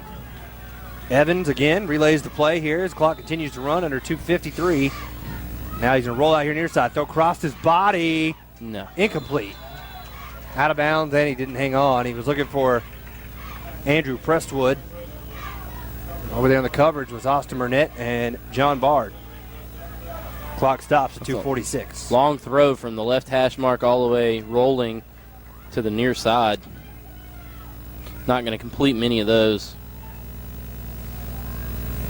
So they could take their time a little bit here after the incompletion. They just now start the play clock, so they'll send out Prestwood, bring Bryant back in along with Seeley, as well as Jalen Beck. So you got Beck and Seeley here near side. Bryant out to the far side with Lavender. He's looking left. Looking over the middle now. He's going to throw and incomplete. I don't know if the referee or umpire kind of made a pick play there, but there wasn't anybody in there in the area for the pass. So Blake Holcomb will check out. And John Allen Snellgrove, or John Garrett Pearson, will come in. Snellgrove, that's last year. Old habits die hard. Got the John right.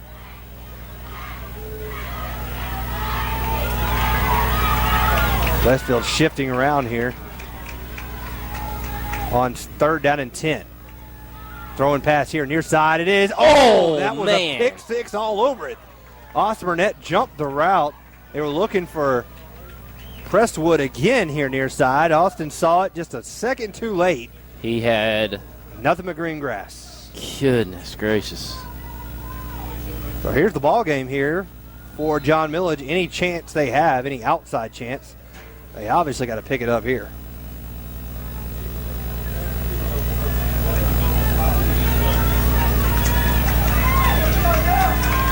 So 4th down and 10. We got Bryant spread out to the left side on his lonesome, and Westfield has now got 2 people on him. Going to throw inside Skinny, and Drop it it. is knocked away. And a late flag. Wow. For what? I don't know. They might call pass interference, but I think it was just a good play. Reagan just stepped inside, knocked the football away. Sometimes officials just want to get a little notice. Pass interference on the That's- defense. That's so bad. So that will give them a first down. Wow. Reagan Waller stepped inside, knocked the football away, but they're going to give him the first down on 4th down and 10. They get a pass interference penalty, and that'll put the ball at the Westfield 28 with 2:35. Coach Jones, Coach Craig trying to get an explanation. Problem with that is the offensive player has just as much right to that space of turf as the defensive player has just as much right to that in trying to go after the football as the offensive player. So I'm a little confused. The argument now here for Coach Craig and Coach Jones is not the penalty. I mean, they kind of had to take that one for what it was. But now they're arguing the spot because it's either a spot foul or 15 yards if it's beneath 10, right? I have no idea. So if that's the case, the penalty occurred at the 30, and that's where it should be put. But Westfield looks like they lost that effort too. Lost that argument. Yeah, that's so not it's first and 10. Not an ideal situation for the Hornets. They thought they had defended well, looked like they had, and they just don't get the call. Going for Bryant deep down the middle of the field. Westfield with 3 defenders over there, and as he overshoots him, Giles came over from his safety position. So they are bracketing Bryant now. They have Reagan Waller low or up close, and then you got John Bard at the next level. So you got a little bit of height over there to go along with the athleticism. Aiden Murphy comes in. He'll check in for Austin Doyle. Wow, Northside 51, Warner Robins 14 with 1 minute 51 seconds to go in the third quarter. Ougley. 2nd and 10. Evans looking to pass, got pressure in his face, goes over the middle, and he throws complete. He has made some good catches here tonight. That's Noah Lavender down to the 10-yard line. It's 1st and goal with 2:24 on the clock. Clock will start on the whistle. Evans looking to pass, going to go deep to the corner of the end zone, looking for Bryant. Bryant makes the catch, but he is out of bounds. That kid is also special. And this time, you see who's over there, number 12, Giles. Yeah, I mean, I would shade him every time. Put him back there, that back pylon, whatever side Harrison Bryant lines up with, and just who can jump higher. Can't wait to see those two guys match up in basketball.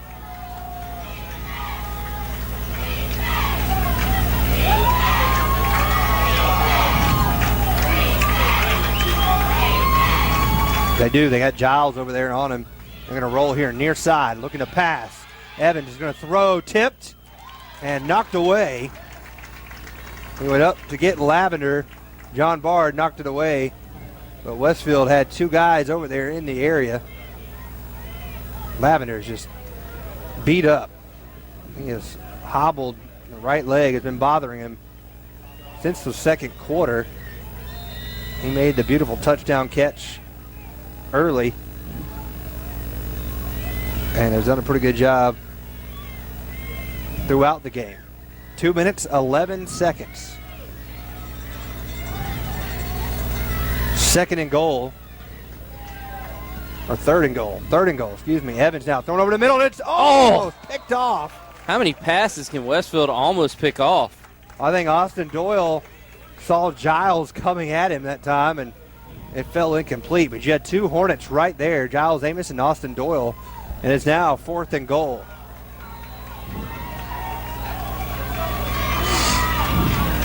So this is the game, barring a penalty.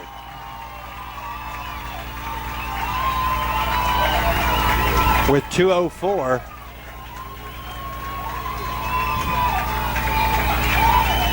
And Westfield's going to burn a timeout. We got any scoring updates? Houston still trailing. Apparently, Jones County just got 30 yards worth of penalty on a late hit that Michael Lowe from the Telegraph says a bad call. So, it's crazy. Houston obviously not playing very good up at Jones. Both those teams have. And if they lose tonight and then they can't beat Northside, they're looking at a 3 seed. That's on the road. And even if they beat Northside, they still could be looking at a 3 seed if there's a 3-way tie. Yeah. So it's an important ball game up there. Jake Fromm and the Bears. Congratulations to Jake committing to University of Alabama.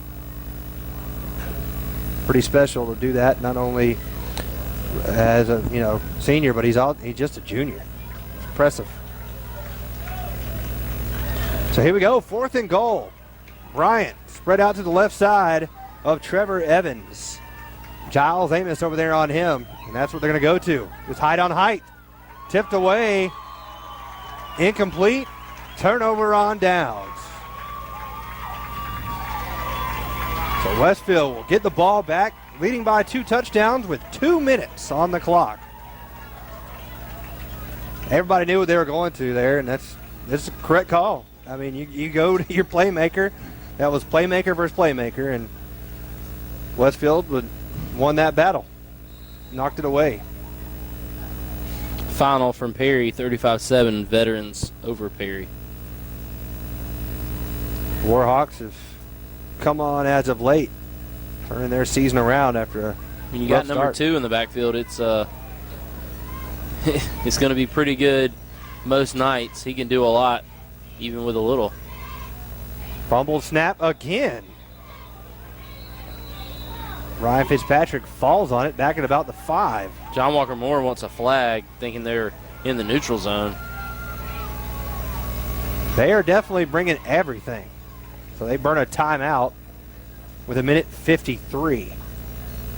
So the 5-yard loss. Westfield needs to go on a hard count. Yeah, absolutely. Just let them come off sides.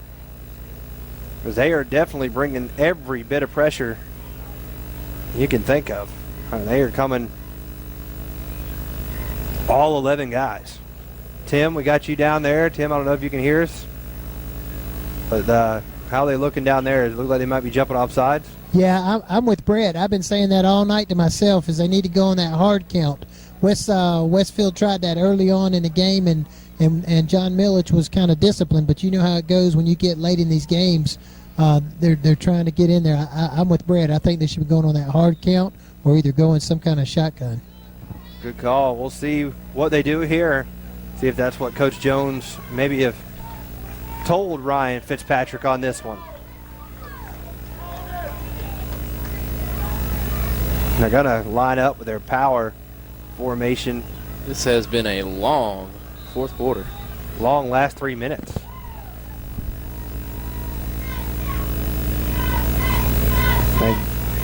And Ryan's going to keep it. Ryan gets back to the original line of scrimmage, maybe a yard past it to the 11. And a timeout. That'll be John Milledge Academy's last timeout. They'll stop the clock with 1:38 on the clock.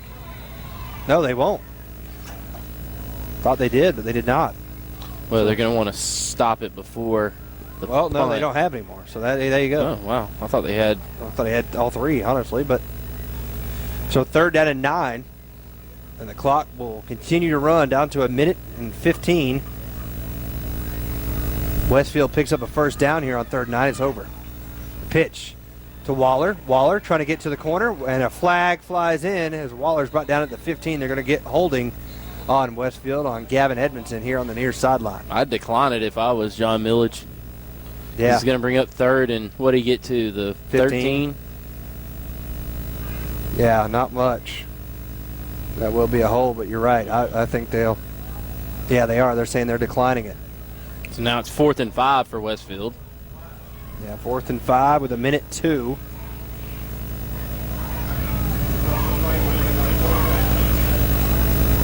The clock will start, though. Yeah, because they have no timeouts, and it's... And Ryan's back out there. on 4th and 8, 4th and 7. I think they're going to have Ryan stand out there, wait for the play clock to roll down. It's at 15 seconds. And that will leave them with about 36 seconds or so. Thereabouts, maybe 38 seconds. Call a timeout. You got one left. And timeout. So the time clock stops at 38.7. And Westfield will bring out the punt team most likely here. So I'll tell you one thing, they are going to be bringing the house, you would think. Gators on top of Frederica 31-30. That's a surprise to me. Just because Frederica really got handled last week against Pinewood. Well, that game was just 30-17 Frederica, so I don't know how that turned around so quick.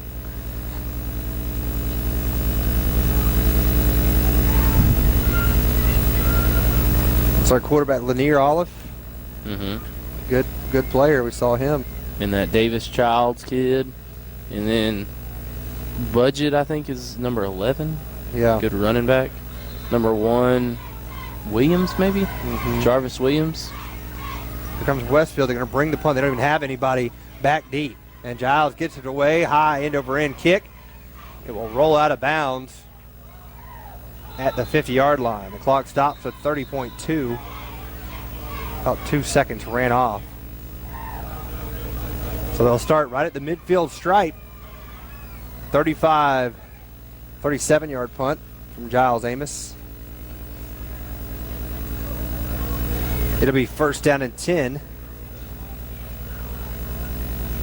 for John Milledge at the 50-yard line. 30 seconds left in this one. Trevor Evans will be in shotgun. He'll have all 4 receivers out. Bryant flex here on the inside to his left. Looking right side, looking to pass. He's looking for Seeley, and he throws incomplete. A little miscommunication there. Seeley had run a quick out route, and that's when Evans released it before Seeley took off upfield. Stay tuned to the Bill and Laura Amos postgame show. Right after this, and the Westfield Hornets look to lock up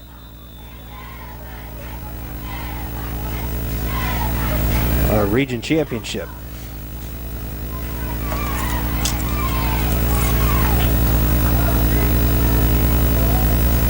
Got a car alarm going off out there. I don't know if anybody's in the area.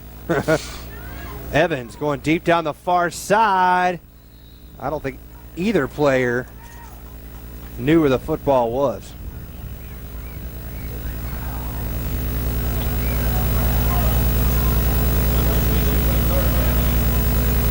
I tried to click mine. I don't think it's mine. Mine would reach from here probably. So 19.6 Bet a football seconds. hit it from one of the games going on.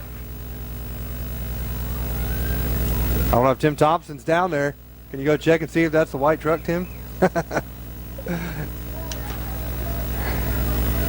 So 3rd down and 10. Evans looking to pass. He can have pressure. Throw across his body in the middle of the field. Good hit by Gavin Edmondson, knocking it away from Seeley. Jalen Seeley a little slow to get up. He got popped in the lower back. Hopefully he is okay. Clock stops with 14 seconds left on the clock.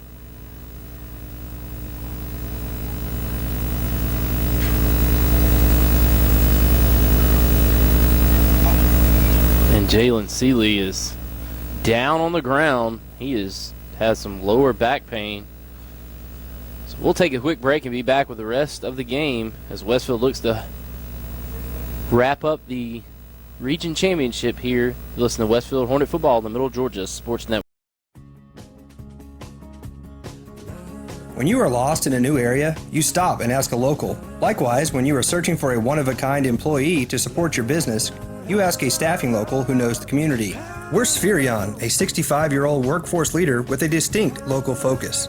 Michael and Kim Chalmers and their team Know the Middle Georgia area better than anyone. More than a business, this is our home, and we're on a first-name basis with the skilled administrative, hospitality, light industrial, call center, and professional talent who live in our community. Gain a local hiring advantage. Call Spherion at 478-956-1700 or find us on Facebook at Spherion Middle Georgia. Spherion would like to wish the Westfield Hornets a successful 2015 season. And now, back to the gridiron with Kenny and Brett on the Middle Georgia Sports Network. Where the Westfield Hornets lead here, trying to wrap up the ball game. Pass complete here near side. Trying to get to the near side corner it is. That was number 25, Jalen Beck, with his first reception of the night. He gets down to the Westfield 25 with 2.8 seconds left. Will they be able to get it off here? They do, and they spike it with 2 seconds. So they're going to get one last play off. And Westfield's going to win here, Brett, and move to 7-1 on the season and claim the Region 4 championship. Yep, you got to be impressed. John Milledge, you got to hand it to them. They came out and really made it a close ball game throughout, but Westfield answered the bell, especially the defense, only giving up 14 points in the game, and that was all in the first half. They really shut down John Milledge here in the second. Great job. So now they'll line up here. It looks like they're just going to take a knee and end it. So classy thing there by Coach Wall. No sense trying to get anybody injured on a play at the end of the game that doesn't really have any effect on the outcome. So there's your final score. Westfield wins here tonight, 28-14 over the John Milledge Academy Trojans, and moved to 7-1 and 3-0 in the region and claim that Region 4 championship here tonight. So we'll take a quick break and come back with the Bill and Laura Amos postgame show right after this on the Middle Georgia Sports Network. Set your own banking hours with Planners First Online Banking. Planners First Online Banking allows you to connect and access your bank accounts 24/7. For those that are always on the go, you can check your balances, pay your bills, transfer funds anytime and anywhere you have internet access. Let Planners First Online Banking make your life a little easier. Planners First, a legacy of excellence since 1896. Member FDIC, an equal housing lender.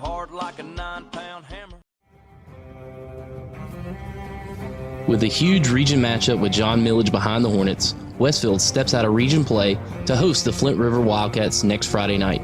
If Westfield is sharp, this could mean a long night for the Wildcats. If they have a big game hangover, the Wildcats could escape with an upset win. Be sure to tune in to the Spherion pregame show at 7:10, followed by kickoff at 7:30, only on the Middle Georgia Sports Network.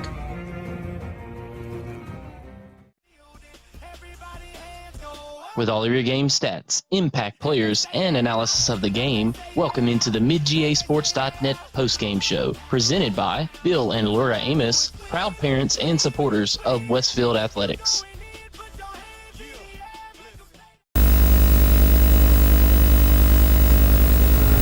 And welcome into the Bill and Laura Amos postgame show, where the Westfield Hornets win here tonight, 28-14, move to 7-1 overall, 3-0 in the region, and they are your Region 4 champions here in 2015.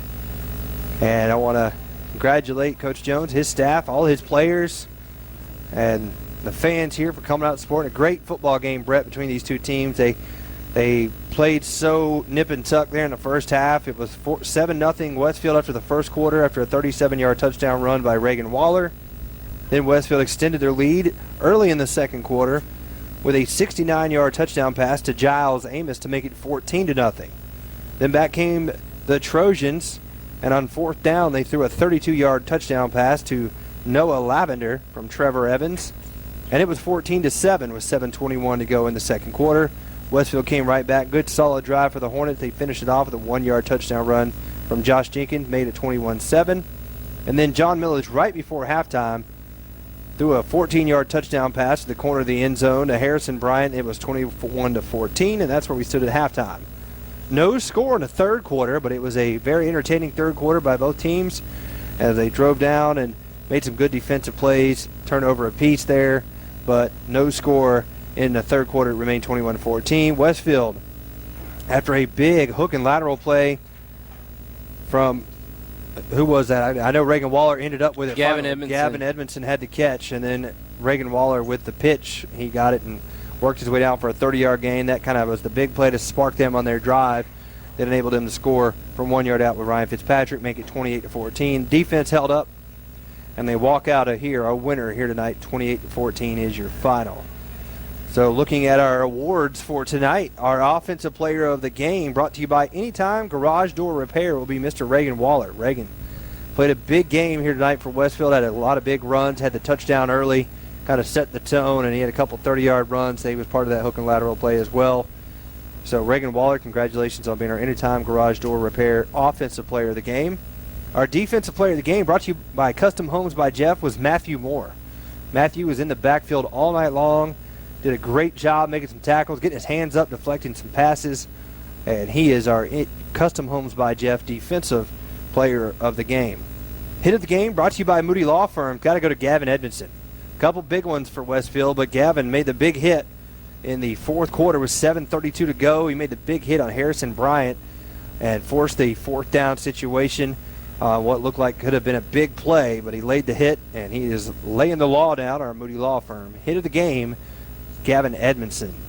Our play of the game, brought to you by Sonic Drive-In, was the hook and lateral on the completion to Gavin Edmondson, about 8 yards. He then pitched it off to Reagan Waller, who took another 23 yards down to the 30-yard line. And as I said, that kind of was the spark to set them up for their final score. And that is our Sonic play of the game for the Westfield Hornets. So congratulations to all those guys on their awards. And Brett has some final statistics brought to you by Com South.